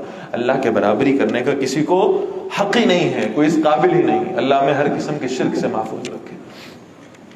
سورۃ الفلق, بسم اللہ الرحمن الرحیم. قل اعوذ برب الفلق. اے نبی صلی اللہ علیہ وسلم فرمائیے میں پناہ پکڑتا ہوں صبح کے رب کی. دو صورتیں ہیں معوذتین, یہ اللہ کے رسول صلی اللہ علیہ وسلم کو عطا کی گئی تھی, اور اس حوالے سے عطا کی گئی تھی کہ خود رسول اللہ صلی اللہ علیہ وسلم پر جب جادو کے اثرات مرتب ہوئے تو آپ صلی اللہ علیہ وسلم کو ہدایت کی گئی کہ آپ ان دونوں صورتوں کو پڑھیں. یہ برے اثرات سے بچانے والی ہیں, یہ شر انگیزیوں سے بچانے والی ہیں. فرمایا قل اعوذ برب الفلق. نبی صلی اللہ علیہ وسلم فرمائیے میں پناہ پکڑتا ہوں صبح کے رب کی, من شر ما خلق, ہر اس چیز کے شر سے جو اس نے پیدا فرمائی, ومن شر غاسق اذا وقب, اور اندھیری رات کے شر سے جب وہ چھا جائے, ومن شر النفاثات فی العقد, اور ان کے شر سے جو گرہوں میں پھونکنے والیاں ہیں, جو جادو کرنے والیاں ہیں, ومن شر حاسد اذا حسد, اور حسد کرنے والے کے شر سے جب وہ حسد کا ارتکاب کرے, جب وہ حسد کی بنیاد پہ کسی سازش کا ارتکاب کرے. میں اس سے بھی پناہ مانگتا ہوں, اللہ ہم سب کو بھی ان چیزوں سے پناہ نصیب فرما دے. بسم اللہ الرحمن الرحیم. قل اعوذ برب الناس. اے نبی صلی اللہ علیہ وسلم فرمائیے میں پناہ پکڑتا ہوں لوگوں کے رب کی. ملک الناس, ساری انسانیت کے بادشاہ کی پناہ چاہتا ہوں. الہ الناس, ساری انسانیت کے معبود کی پناہ مانگتا ہوں. من شر الوسواس الخناس, بار بار وسوسہ ڈالنے والوں کے شر سے, جو ہٹ ہٹ کے آتا ہے, بار بار آتا ہے, طرح طرح سے آتا ہے. الذی یوسوس فی صدور الناس, جو لوگوں کے سینوں میں وسوسہ ڈالتا ہے. من الجنۃ والناس, جنوں میں سے ہو یا انسانوں میں سے ہو, میں ان سب سے آپ کی پناہ میں آتا ہوں. اللہ تعالی ہم سب کو بھی ان تمام شرور سے, ان تمام وسوسہ ڈالنے والوں سے محفوظ رکھے, ہم سب کی ہدایت کا ذریعہ بنا دے. الحمدللہ الذی ہدانا لہذا وما كنا لنهتدي لولا ان هدانا اللہ. یہ اللہ کا شکر ہے جس نے ہمیں اس قرآن مجید کو مکمل کرنے کی توفیق عطا فرمائی ہے. اور ہم اس قابل نہیں تھے, ہماری حیثیت نہیں تھی کہ ہم یہ سارا معاملہ کر سکتے. میں تکمیل قرآن کی جو دعا سکھائی گئی ہے وہ آپ کے سامنے پڑھ رہا ہوں. اللہم آنس وحشتی فی قبری, اللہ مجھے قبر کی وحشت سے مانوس کر دے. اللہم ارحمنی بالقرآن العظیم, اللہ اس قرآن عظیم کے ذریعے سے مجھ پر رحم فرما دے. وہ قبر کی تنہائیاں اللہ ہماری ایسے دور کرے کہ قرآن مجید ہمارا ان تنہائیوں میں ساتھی بن جائے. وَاجْعَلْهُ لِي إِمَامًا وَنُورًا وَهُدًى وَرَحْمَةً, اور یا اللہ اسے ہمارے لیے امام بنا دے, نور بنا دے, ہدایت بنا دے, رحمت بنا دے. اللہم ذکرنی منہ ما نسیت, اے اللہ جو اس میں سے میں بھول گیا ہوں مجھے یاد دلا دے. وَعَلِّمْنِي مِنْهُ مَا جَهِلْتُ, اور یا اللہ جو میں نہیں جانتا, جس کے بارے میں جاہل ہوں, اس کا مجھے علم عطا فرما دے. وَارْزُقْنِي تِلَاوَتَهُ آنَاءَ اللَّيْلِ وَآنَاءَ النَّهَارِ, اور یا اللہ اس کی دن رات تلاوت کرنے کی ہمیں توفیق عطا فرما دے. وَاجْعَلْهُ لِي حُجَّةً يَا رَبَّ الْعَالَمِينَ, اور اسے میرے لیے حجت بنا دے تمام جہانوں کے پروردگار. یہ قیامت کے دن ہمارا شافع بن جائے, ہماری سفارش کرنے والا بن جائے. اللہ تعالی ہماری یہ دعا ہر اعتبار سے قبول فرما لے. کچھ اختتامی کلمات مجھے عرض کرنے ہیں.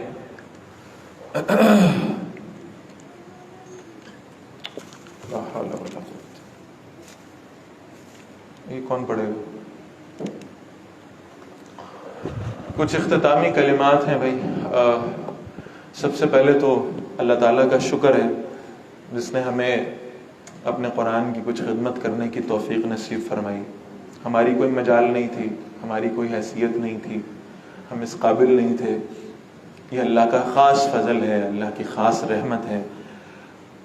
آج ہم اس آخری تاخرات میں بیٹھے ہوئے، پتہ نہیں اگلے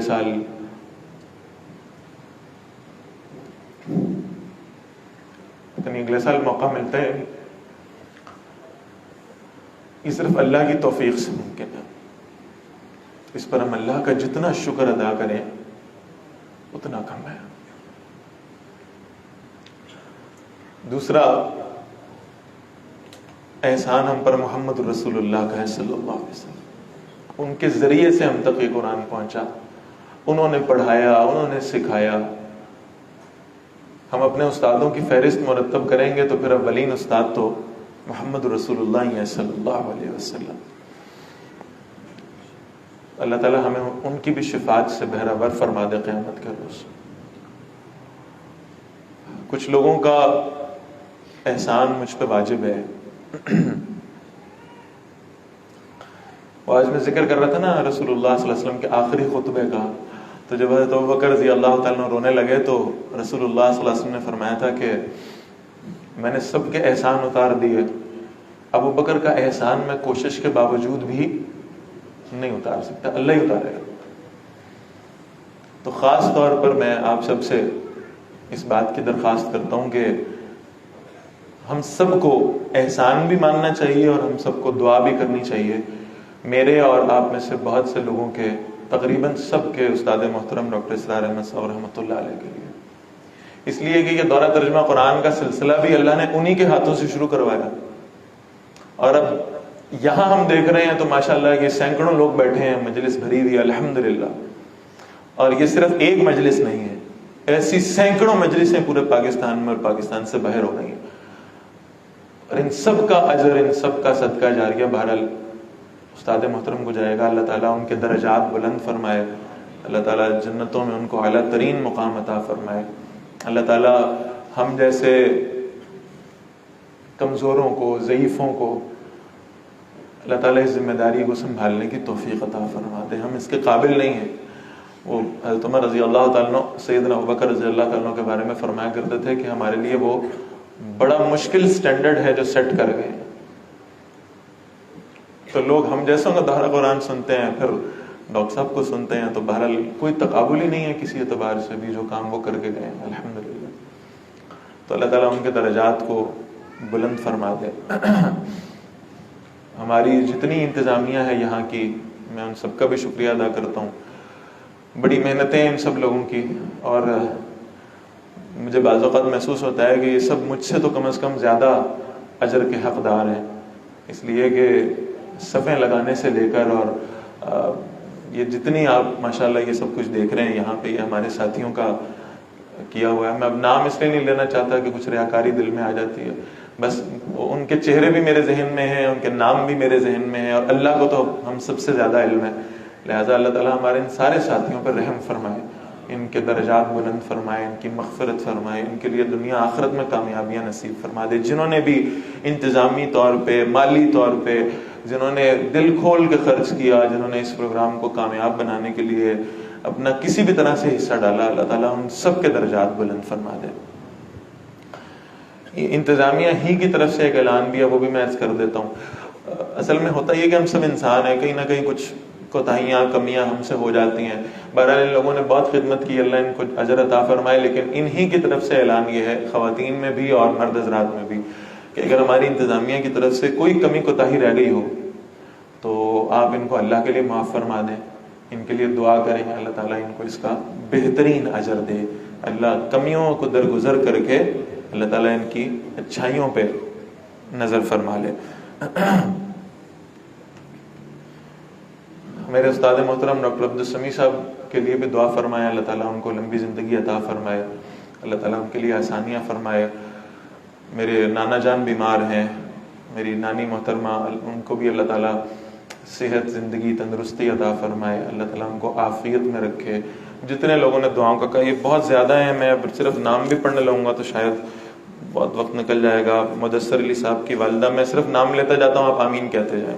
مدثر علی صاحب کی والدہ بیمار ہیں, اللہ صحت عطا فرمائے. خالد شریف اور فیصل خالد صاحب کی ان کی والدہ کی اللہ تعالیٰ بخشش فرما دے. اچھا, یہ بہت اچھی دعا کسی نے یاد کرا دی ہے, اللہ تعالیٰ جزائے خیر عطا فرمائے. دختر اسلام ڈاکٹر عافیہ صدیقی کے حوالے سے خاص طور پر دعا فرمائیں. بہت مشکلوں میں ہیں, قید و بند کی صحبتوں میں ہیں, اللہ تعالیٰ ان کے لیے آسانیاں فرما دے. تمام امت مسلمہ پہ اللہ تعالیٰ کا رحم ہو اور کفار و مشرکین ان کے ساتھی ذلیل ہو جائیں.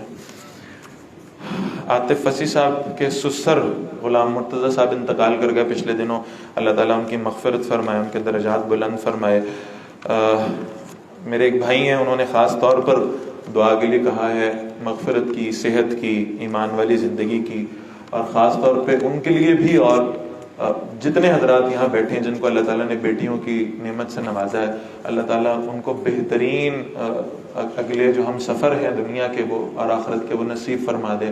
اللہ تعالیٰ ان کے رشتوں میں آسانیاں فرما دے, ان کے معاملات اللہ بہتر فرما دے. حاجی یوسف صاحب کافی عرصے سے بیمار ہیں, اللہ تعالیٰ وہ جسمانی روحانی بیماریوں سے شفا عطا فرمائے. ہائے ہائے, اللہ اکبر. یہ جس نے پرچے لکھے نا وہ دورہ قرآن کے بعد مجھے ملے ضرور. بہرحال پڑھ دیتا ہوں, پھر یہ دل آزاری نہ ہو کہ کیوں نہیں پڑھی. بچوں کے FSC میں اچھے نمبروں کے لیے دعا کریں اور انجینئرنگ میں داخلے کے لیے دعا کر دیں. بھائی جس کو کوئی بہت شوق ہے نا وہ میرے پاس آئے, انشاءاللہ انجینئرنگ سے اس کا دل نہ میں اٹھاؤں گا. میرے پاس ڈگری پڑھی ہے, مجھ سے لے لیں جس کو چاہیے. اللہ کے دین کو پڑھیں, اصل کام ہے. اس بات پہ والدین کو فکر ہونا چاہیے کہ ہماری اولاد کو دین کتنا آتا ہے. یہ دنیاوی تعلیم تو اللہ تعالیٰ دے ہی دیں گے انشاءاللہ. اچھا بھائی, ہمارے بھائی ہیں طیب اشرف صاحب, ان کے والد محترم ہر سال دورہ قرآن میں تشریف لاتے تھے, اللہ کو پیارے ہو گئے, ولی اللہ آدمی تھے. اللہ تعالیٰ ان کی مغفرت فرمائے. اشرف صاحب اللہ تعالیٰ ان کے درجات بلند فرمائے, اللہ تعالیٰ ان کو اپنی رحمتوں کا نزول فرمائے. ان کی والدہ محترمہ کو اللہ تعالیٰ صحت عطا فرمائے. اچھا, یہ پتہ نہیں کس نے لکھی ہے, تقویٰ اور دین پر استقامت, سابقون اور مقربین میں شامل ہونے کی دعا اللہ تعالیٰ قبول فرما لیں. اہل خانہ, بہن بھائیوں اور اگلی نسل جو ہے وہ قرآن کریم سے محبت پر قائم ہو اور والد صاحب کی بخشش فرما دے اللہ تعالیٰ. سہیل صاحب کی والدہ بیمار ہیں, اللہ صحت کاملہ عطا فرمائے. اکبر علی, محمد قاسم اور احمد صاحب کے لیے اولاد نرینہ کی دعا کرنی, اللہ تعالیٰ جو آپ کے حق میں بہتر ہے وہ آپ کو عطا فرما دے. یہ بہت سارے نام ہیں اور پڑھنا بڑا مشکل ہے. بہرحال جنہوں نے بھی دعا کے لیے کہا اللہ تعالیٰ قبول فرما لے. شہباز, وقاص اور نعیم صاحب, ان کے لیے صحت اور کاروبار کی دعا اللہ تعالیٰ قبول فرمائے. شعیب خالد صاحب کے کڈنی ٹرانسپلانٹ ہے, اللہ تعالیٰ ان کو صحت کاملہ عاجلہ مستمرہ عطا فرمائے. حسان کے کزن کا ایکسیڈنٹ ہوا ہے, اللہ تعالیٰ صحت عطا فرما دیں. نام اب نہیں پڑھے جا رہے ہیں, مشکل ہے. دعا کی درخواست ہے والد اور والدہ کے لیے, اللہ تعالیٰ ان کو صحت عطا فرمائے. دنیا سے رخصت ہو گئے ہیں تو اللہ تعالیٰ ان کی مغفرت فرما دے. عدیل صاحب نے کہا والدہ کی مغفرت کے لیے دعا کریں, اللہ تعالیٰ معاف فرما دے. کسی بھائی نے لکھا ہے کہ ان کی ہمشیرہ کے رشتے کے حوالے سے اللہ تعالیٰ آسانیاں پیدا فرمائے. قرض سے آزادی, دنیا آخرت کی نعمتیں, آسان زندگی, حلال رزق, بغیر حساب کے جنت, والدین کی مغفرت, پورا پیکج ہی ہے ماشاءاللہ. اللہ سارا کچھ عطا فرما دے. ایک بھائی نے لکھا ہے کہ میرا بھتیجا بیمار ہے, اللہ تعالیٰ شفائے کاملہ عاجلہ عطا فرمائے. ایک صاحب نے لکھا ہے کہ بڑے بھائی کی اولاد نہیں ہے, اللہ تعالیٰ جو ان کے حق میں بہتر ہے وہ معاملہ ان کے لیے کر دے. کسی نے لکھا ہے کہ اللہ دین سیکھنا آسان فرما دے اور اللہ تعالیٰ رشتوں میں کامیابی عطا فرما دے. کسی نے لکھا ہے خصوصی دعا کریں اللہ تعالیٰ اولاد کی نعمت سے نوازے, آمین ثم آمین. ڈاکٹر صاحب رحمہ اللہ کے لیے مغفرت کی دعا میں نے بالکل کر دی ہے. جنہوں نے لکھا ہے اللہ تعالیٰ ان کی والدہ کو جنت نصیب فرما دیں, آسانیاں فرما دیں, رزق میں آسانیاں فرما دیں. اللہ تعالیٰ والدین کا فرما بردار بنائیں, تمام بچیوں کے نصیب اچھے کر دیں. اچھا جی, کچھ خواتین کے حوالے سے دعائیں ہیں. بہرحال اللہ تعالیٰ ان کو صحت, رزق, بچوں کی قربت عطا فرما دے. جو فوت ہو چکے ہیں ان کی اللہ تعالیٰ مغفرت فرما دے, ان کو اللہ تعالیٰ کامل ان کی مغفرت فرمائے. بہرحال بہت ساری باتیں ہیں جو اس وقت شاید اس کیفیت میں دل میں نہیں آیا کرتی ہیں اور خیال نہیں ہوتا. بہرحال 2 باتیں صرف جلدی عرض کرنا چاہ رہا ہوں. سارا دورہ ترجمہ قرآن ہم نے 2 باتوں پر زور دیا ہے. بھئی یہ خاص دعا یہ ہے کہ ہمارے محترم حافظ شفیق صاحب انتقال کر گئے, اللہ تعالیٰ ان کی بھی مغفرت فرمائے. کل ان کا انتقال ہوا, اللہ تعالیٰ ان کے درجات بلند فرماتے. میں 2 باتیں بس جلدی عرض کرنا چاہ رہا ہوں آخری ایک نصیحت کے طور پہ. پورے دورہ ترجمہ قرآن میں ہم نے 2 باتوں پہ سب سے زیادہ زور دیا ہے, یا سب سے زیادہ شاید محسوس ہوا ہو آپ کو کہ بار بار یہ موضوعات آ رہے ہیں. ایک یہ کہ اللہ کے قرآن کو اپنی زندگی میں لے آئے, اللہ ہمیں اس کی توفیق دے. تو اس مقصد کے لیے میں آپ سب کو دعوت دیتا ہوں کہ جو کورس 30 مئی سے شروع ہو رہا ہے, اس میں آج ہی اپنی رجسٹریشن کرا لیں. ہمارے کچھ نوجوان ساتھی یہاں موجود ہیں, یہ بھی آپ کے سامنے کھڑے ہو جاتے ہیں, ان کے چہرے بھی دیکھ لیں, یہ یہاں بیٹھے ہوں گے. جن حضرات کو جو ہے نا وہ یعنی خواہش ہے وہ ذرا ان کے پاس آ جائیں ابھی, اور یہ آپ کی یہیں پر رجسٹریشن فارم آپ کا فل کر دیتے ہیں. بھی ذرا آپ حضرات اپنے ساتھی کھڑے ہو جائیں گے ذرا تو آپ کو یہ دیکھ لیں گے. آپ جنہوں نے رجسٹریشن کروانی ہے یہیں پہ تشریف لے آئیں, تو انشاءاللہ تعالیٰ یہیں آپ کا فارم ابھی 2 منٹ میں فل کر دیں گے آن لائن انشاءاللہ. تاخرات میں اس کا ارادہ فرمائیں تو اللہ تعالیٰ برکت دیں گے انشاءاللہ. اللہ تعالیٰ اس ارادے میں برکت بھی دیں گے, اللہ تعالیٰ استقامت بھی دیں گے. ایک تو یہ بات. دوسری بات, ہم نے پورے قرآن مجید میں سب سے زیادہ زور اس بات پہ دیکھا بار کہ اللہ تعالیٰ چاہتے ہیں کہ اللہ کا دین غالب ہو, نافذ ہو, اللہ کے اور اللہ کے رسول صلی اللہ علیہ وسلم کی شریعت کا غلبہ ہو جائے اس میں.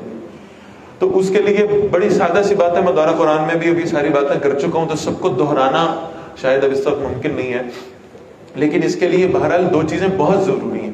ایک یہ کہ انسان اس کا ارادہ کر لے کہ مجھے اللہ کے دین کو غالب کرنے کے لیے کوشش کرنی ہے, اور دوسری بات یہ ہے کہ اس کے لیے ہم کسی جماعت میں شمولیت اختیار کریں, اس لیے کہ یہ فرد واحد کے کرنے کا کام نہیں ہے. تو اس کے لیے بہرحال آپ دیکھیں, جائیں, نکلیں باہر اور دیکھیں کہ کون سی ایسی جماعت ہے جو اللہ کے دین کے غلبے کے لیے کام کر رہی ہے. خود ڈھونڈیں, تلاش کریں. جو بیعت کی بنیاد پہ قائم ہو, ہم نے سورہ فتح میں پڑھ لیا. جو اللہ کے دین کو غالب کرنا جس کا مقصد ہو, ہم نے سورہ صف میں پڑھ لیا. یہ جس کے مقاصد ہیں اور جس کا یہ طریقہ کار سنت سے اور سیرت سے سب سے زیادہ قریب ہے, اس کے ساتھ جڑ جائیں. اور چونکہ رسول اللہ نے فرمایا صلی اللہ علیہ وسلم, ہر انسان جو اپنے لیے پسند کرتا ہے اسے چاہیے اپنے مومن بھائی کے لیے بھی وہی پسند کرے. تو میں آپ کو کھلی دعوت دیتا ہوں کہ جائیں اور جا کر ان جماعتوں کو دیکھیں, ان کو کھنگالیں, ان کو ٹٹولیں. اور میں نے چونکہ اپنے لیے ان ساری چیزوں کو کھنگالنے کے بعد, ٹٹولنے کے بعد, جھٹکنے کے بعد میں نے اپنے لیے تنظیم اسلامی کو پسند کیا, اس لیے کہ میری رائے کے مطابق یہ سنت سے سب سے زیادہ قریب تر جماعت ہے, سنت کے منہج سے سب سے زیادہ قریب. تو میں آپ سب کو بھی اس بات کی دعوت دیتا ہوں کہ اگر دل میں کوئی چنگاری جلی ہے کہ ہم نے اللہ کے دین کو نافذ اور قائم کرنا ہے, تو ہمیں بہرحال اب اس جماعت میں شمولیت اختیار کرنے میں دیر نہیں کرنی چاہیے. اس کے منہج کو سمجھیں. یہاں ہمارا بنیادی لٹریچر یہاں مکتبے پہ موجود ہے, یہاں سے حاصل کر لیں, فری آف کاسٹ لے لیں, اس کو پڑھیں, سوالوں ہم سے پوچھیں, ہم حاضر ہیں انشاءاللہ ہماری اصلاح کریں. اور اگر کوئی سوال باقی نہ رہے تو پھر اس غلبہ دین میں قافلے میں شمولیت اختیار کریں. اللہ ہم سب کو اس کی توفیق نصیب فرمائے.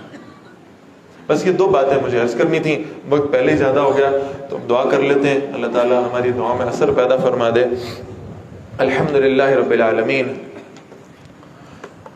والعاقبۃ للمتقین والصلاۃ والسلام علی سید الانبیاء والمرسلین.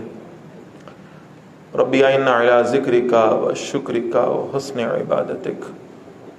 اللہم انا نسألک ایمانا کاملا ویقینا صادقا وقلبا خاشعا ولسانا ذاکرا وتوبة نصوحا وتوبة قبل الموت وراحة عند الموت وراحة عند الموت والعفو عند الحساب ونسألك الجنة ونعيمها ونعوذ بك من النار.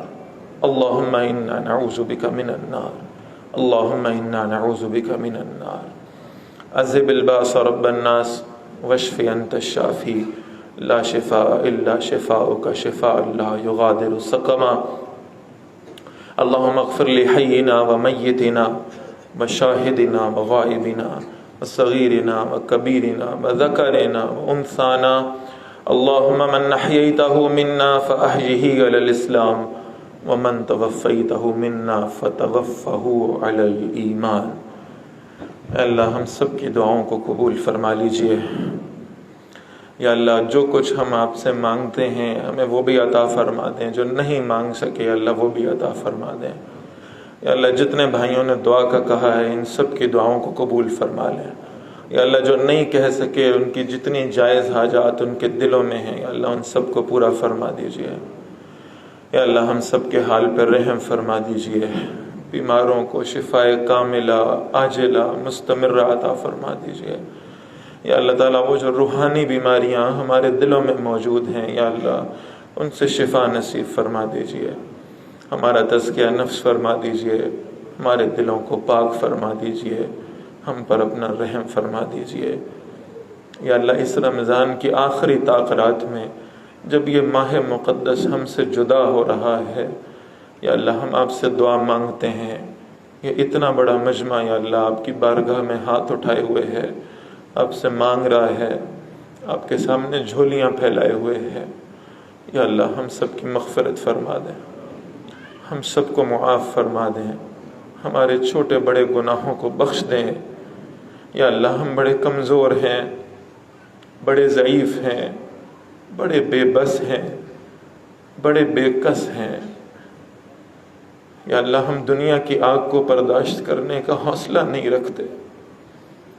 یا اللہ ہمیں جہنم کی آگ سے خوف محسوس ہوتا ہے، ہم جہنم کی آگ کبھی برداشت نہیں کر سکتے۔ ہمیں قبر کی تنہائیوں سے ڈر لگتا ہے میرے مولا، ہمیں ان تنہائیوں میں آپ اکیلا نہ چھوڑ دیجیے گا۔ ہم سب کی مغفرت فرما دیں، ہم سب پر اپنا رحم فرما دیں۔ یا اللہ ہمارے سارے چھوٹے بڑے گناہ معاف فرما دیں۔ یا اللہ ہم بہت بے بس ہیں، ہم بہت ضعیف ہیں، آپ بڑے اونچے ہیں۔ یا اللہ آپ غنی ہیں، ہم سب آپ کے فقیر ہیں۔ یا اللہ ہم سب آپ کے فقیر ہیں، یا اللہ ہم سب آپ کے فقیر ہیں۔ وہ عطا کرنے والا اپنے گھر آئے فقیروں کو خالی واپس نہیں لوٹایا کرتا میرے اللہ۔ آپ جھولی پھیلانے والوں کو خالی واپس نہیں کرتے، آپ ہاتھ اٹھانے والے کے ہاتھوں کو واپس نہیں کیا کرتے۔ ہم سب ہاتھ اٹھا کے سر جھکا کے جھولیاں پھیلا کے آپ سے دعا کرتے ہیں، ہمیں معاف کر دیں۔ یا اللہ ہم سب کو معاف فرما دیں، ہم بڑے گناہ گار ہیں، ہم نے گناہوں کے بوجھ اپنے اوپر لاد لیے ہیں، ہم نے اپنی جانوں پہ بڑا ظلم کیا ہے۔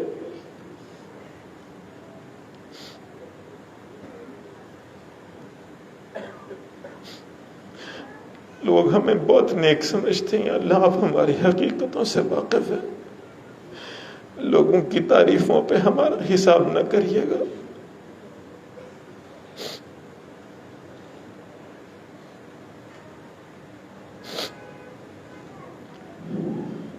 لوگوں کی تعریفوں پہ ہمارا حساب نہ دیجیے گا۔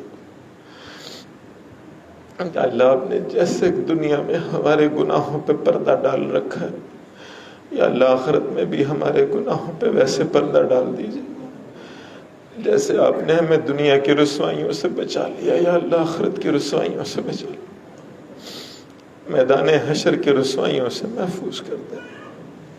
جب کوئی بچانے والا نہیں ہوگا یا اللہ آپ کے سوا، جب آپ کے عرش کے سوا کہیں سایہ نہیں ہوگا، ہم دنیا کی دھوپ برداشت نہیں کر سکتے، ہم دنیا کی حرارت برداشت نہیں کر سکتے، ہمیں قیامت کی دھوپ سے، قیامت کی رسوائی سے محفوظ فرما دیں۔ یا اللہ ہم آپ سے سوال کرتے ہیں، ہمیں ایمان والی زندگی نصیب فرما دیں، ایمان والی موت عطا فرما دیں، ساری زندگی یا اللہ اس قرآن سے محبت کرنے کی توفیق عطا فرما دیں، ہمارے نوجوانوں کو مصعب بن عمیر والا ایمان نصیب فرما دیں، قرآن کی محبت نصیب فرما دیں، اس قرآن کو لے لے کے گلی کوچے میں پھرنے کی توفیق عطا فرما دیں۔ یا اللہ ساری زندگی اس قرآن کو پڑھنے پڑھانے کی توفیق عطا فرمائے، اور یا اللہ جب موت کے فرشتے ہماری سر پہ آ کے کھڑے ہو جائیں، یا اللہ ہماری زبانوں پہ یہ قرآن جاری فرما دیں، ہماری زبانوں پہ یہ کلمہ جاری فرما دیں، ہمیں ایمان والی موت نصیب فرما دیں۔ ہمیں موت کے وقت کا کلمہ نصیب فرما دیں۔ یا اللہ ہم بہت گناہ گار ہیں، خطا کار ہیں، آپ ہماری اصلیت سے واقف ہیں۔ یا اللہ دنیا والے ہماری یہ حقیقت نہیں جانتے، یا اللہ صرف آپ واقف ہیں، ہمارے چھپے ہوئے گناہوں سے بھی، ہمارے ظاہر کے گناہوں سے بھی آپ واقف ہیں۔ ہم آپ کے سامنے ہاتھ جوڑ کر آپ سے مانگتے ہیں،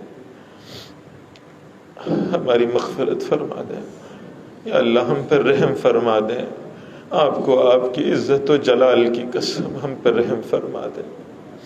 یا اللہ آپ کو اپنے رب ہونے کا واسطہ ہم پر رحم فرما دیں۔ یا اللہ رسول اللہ صلی اللہ علیہ وسلم سے ہماری نسبت کا واسطہ ہم پر رحم فرما دیں۔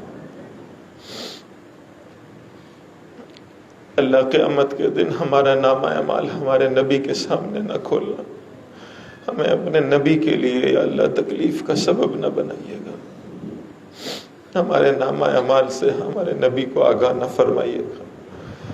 یا اللہ ہمیں بغیر حساب کے جنت میں داخل فرما دیں، ہمارے آنسوؤں پر رحم فرما دیں۔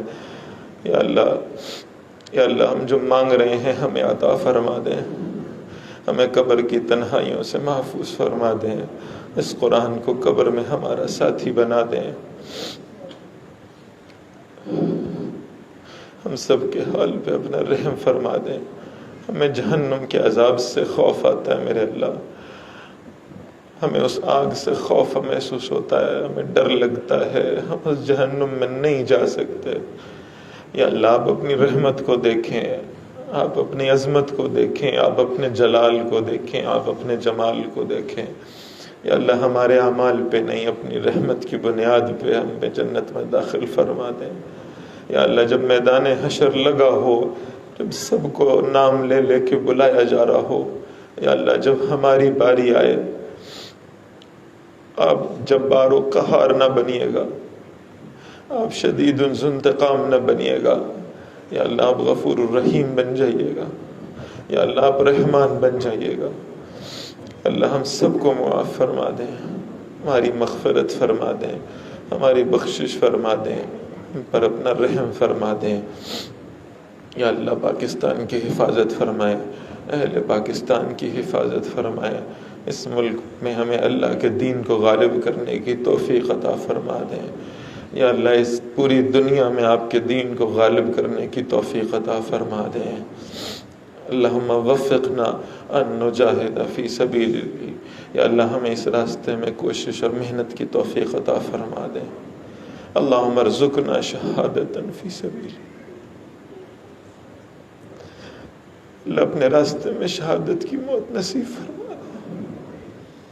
ہم بڑے بے بس ہیں، ہمارے سامنے یا اللہ آپ کے قرآن کو جلایا جاتا ہے، ہم کچھ نہیں کر سکتے۔ آپ کے نبی کی گستاخی کی جاتی ہے، یا اللہ ہم کچھ نہیں کر سکتے۔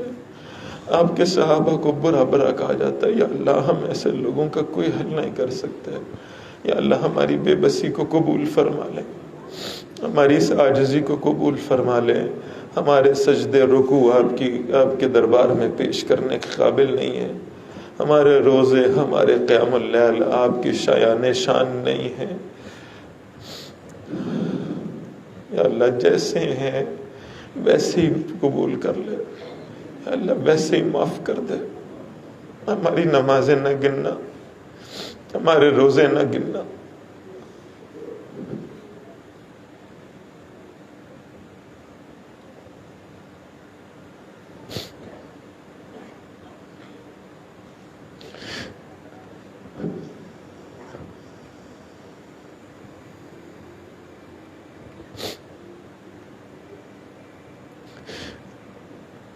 اللہ میں معاف کر دے بس، کہ اللہ معاف فرما دے۔ ہم سب پہ اپنا رحم فرما، ہم سب پہ اپنا رحم فرما، ہمارے استادوں پہ اپنا رحم فرما، ہمیں دینداروں کی محبت نصیب فرما، ہمیں اسلام اور ایمان والی موت نصیب فرما، امت مسلمہ پہ اپنا رحم فرما، اہل فلسطین پہ اپنا رحم فرما، اہل کشمیر پہ اپنا رحم فرما، یا اللہ جہاں جہاں دنیا میں مسلمانوں پہ ظلم زیادتیاں ہو رہی ہیں یا اللہ ان کی نصرت فرما، ان پر اپنا رحم فرما۔ یا اللہ بالخصوص شام میں اس وقت جو کچھ ہو رہا ہے، فلسطین میں اس وقت جو کچھ ہو رہا ہے، یا اللہ ہم صرف دعائیں کرنے جوگے ہیں، ہمارے ہاتھ میں اس کے سوا کچھ نہیں ہے۔ ہم بڑے بے بس ہیں، بڑے کمزور ہیں، ہماری زبانیں روک دی گئی ہیں، ہمارے ہاتھ باندھ دیے گئے ہیں۔ یا اللہ ہمارے ان مسلمان بھائیوں پر رحم فرما، ان بہنوں پر رحم فرما جن کی عزتیں لوٹی جا رہی ہیں، ان بچوں پر رحم فرما جو ذبح کیے جا رہے ہیں۔ یا اللہ ان کی فتح و نصرت فرما۔ ہمارے جو بھائی، ہمارے جو پیارے بھائی اس وقت دین کو نافذ کرنے کی کوشش کر رہے ہیں، یا اللہ ان کی مدد فرما، ان سے معاشی مشکلات کو دور فرما۔ یا اللہ ایک فتح آپ نے انہیں نصیب فرما دی، یا اللہ دین غالب کرنے کے سلسلے میں بھی ان کی نصرت فرما، ان کے لیے آسانیاں فرما۔ یا اللہ ہمارے حال پر رحم فرما، ہمیں سود سے نجات عطا فرما، ہمیں اس معاشرے سے بے حیائی کو اکھیڑ پھینکنے کی توفیق عطا فرما، ہماری بچوں پر رحم فرما۔ یا اللہ ہماری اولاد کو ہمارے رستے پہ چلنے کی توفیق عطا فرما۔ یا اللہ ہمارے بچوں کی حفاظت فرما، ہمارے والدین پر رحم فرما، دنیا میں موجود ہیں تو انہیں دین پہ چلنے کی توفیق نصیب فرما، اگر دنیا سے جا چکے تو ان کے حال پر رحم فرما۔ یا اللہ ہمارے جتنے اعزاء و اقارب دنیا سے رخصت ہوئے ایمان کی حالت میں، اللہ سب پر رحم فرما۔ یا اللہ جو لوگ اس وقت زمین کے اوپر ہیں ان پر بھی رحم فرما، جو ایمان والے زمین کے نیچے جا چکے ان پر بھی رحم فرما۔ یا اللہ کفار کو نیست و نابود فرما، ایمان والوں کی مدد فرما، جہاد والوں کی مدد فرما۔ یا اللہ اہل پاکستان کی حفاظت فرما۔ یا اللہ ہمیں فرقہ بندیوں کے زہر سے محفوظ فرما، دین کو غالب کرنے کے لیے اکٹھا ہونے کی توفیق نصیب فرما۔ یا اللہ کلمہ پڑھتے ہوئے دنیا سے رخصت ہونے کی توفیق عطا فرما۔ یا اللہ ہم اس قرآن کو بیان کرنے کا حق ادا نہیں کر سکتے، یا اللہ جیسا تیسا جو کچھ بھی پڑھا ہے یا اللہ بس قبول فرما۔ یا اللہ اس رمضان کے جانے سے پہلے پہلے ہم سب پر جنت کو واجب کر دے، یا اللہ ہم سب پر جنت کو واجب کر دے، ہم سب کو جہنم سے نجات عطا فرما دے۔ یا اللہ یہ عید ہمارے لیے واقعی عید بنا دے، ہماری مغفرت کر کے ہمیں اصل خوشی عطا فرما دے۔ یا اللہ ہم جنت میں اپنے محبوب صلی اللہ علیہ وسلم کے قدموں میں بیٹھنا نصیب فرما دے، رسول اللہ صلی اللہ علیہ وسلم کی شفاعت سے بہرہ فرما دے۔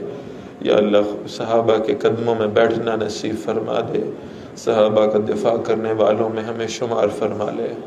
یا اللہ قیامت والے دن اپنے عزت والے چہرے کا دیدار نصیب فرما دے، تو ہم سے راضی ہو جا، ہمیں راضی کر دے، ہمیں جنتوں کی نعمتیں عطا فرما دے، ہمیں اپنا دیدار نصیب فرما دے۔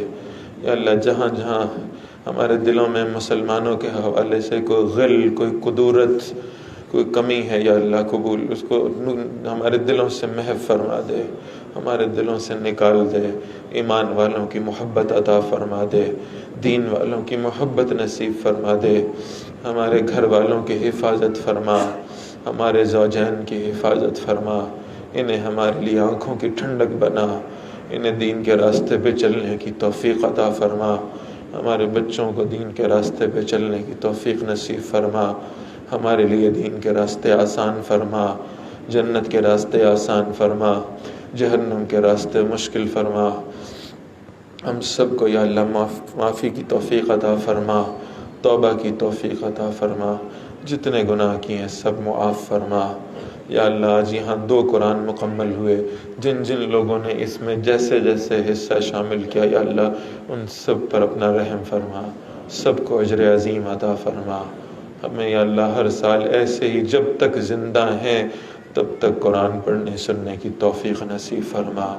یا اللہ قرآن پڑھتے ہوئے پڑھاتے ہوئے موت نصیب فرما، قرآن پڑھتے ہوئے روح نکلے جسم سے، یا اللہ اسی حالت میں تیرے دربار میں حاضر ہو جائیں۔ ہمیں رسول اللہ صلی اللہ علیہ وسلم سے محبت کرنے کی توفیق عطا فرما، رسول اللہ کے دشمنوں سے بغض رکھنے کی توفیق عطا فرما، صحابہ سے محبت نصیب فرما، صحابہ کے دشمنوں کا بغض عنایت فرما، یا اللہ دین اسلام کے دشمنوں کا بغض عنایت فرما۔ یا اللہ ہم آپ سے سوال کرتے ہیں جو ہمارے دینی فرائض ہیں ان کو پورا کرنے کی توفیق عطا فرما دیجئے، ہم سب پر اپنا رحم فرما دیجئے، دنیا کی جائز حاجات پوری فرما دیجئے۔ یا اللہ جو مانگا ہے عطا فرما دیجئے، جو نہیں مانگا وہ بھی عطا فرما دیجئے۔ ربنا لا تزغ قلوبنا بعد اذ هديتنا وهب لنا من لدنك رحمة انك انت الوهاب۔ یا اللہ اگر آپ نے ہمیں اس راستے پہ لگایا ہے ہمارے دلوں کو ٹیڑھا نہ ہونے دیجیے گا، ہمیں دوبارہ گمراہی کی طرف نہ جانے دیجیے گا۔ یا اللہ ابلیس کے حملوں کو بے اثر فرما دیں۔ یا اللہ ہم سب آپ سے دعا کرتے ہیں ہمارے دل بدل دیں، ہمارے دلوں کو توبہ کی طرف مائل فرما دیں۔ یا اللہ جتنا مجمع یہاں بیٹھا ہے یا اللہ ہم سب کے دل بدل دیں۔ یا اللہ ہم سب کے دلوں کو دین کے راستے کے لیے نرم فرما دیں، ہمارے حال پہ اپنا رحم فرما دیں، ہم سب کو اپنے دین کے لیے قبول فرما لیں۔ جتنے لوگ دین کے غلبے کی کوشش میں لگے ہوئے یا اللہ ان سب کی کوششوں مشقتوں کو قبول فرما لیں، ہم سب پر رحم فرما دیں، دنیا و آخرت کی عزت عطا فرما دیں۔ ربنا ظلمنا انفسنا وان لم تغفر لنا وترحمنا لنكونن من الخاسرين۔ وصلی اللہ تعالی علی رسول خیر خلقہ محمد وعلی آلہ وصحبہ اجمعین برحمتک یا ارحم الراحمین۔ جزاکم اللہ خیر۔ السلام علیکم ورحمۃ اللہ وبرکاتہ۔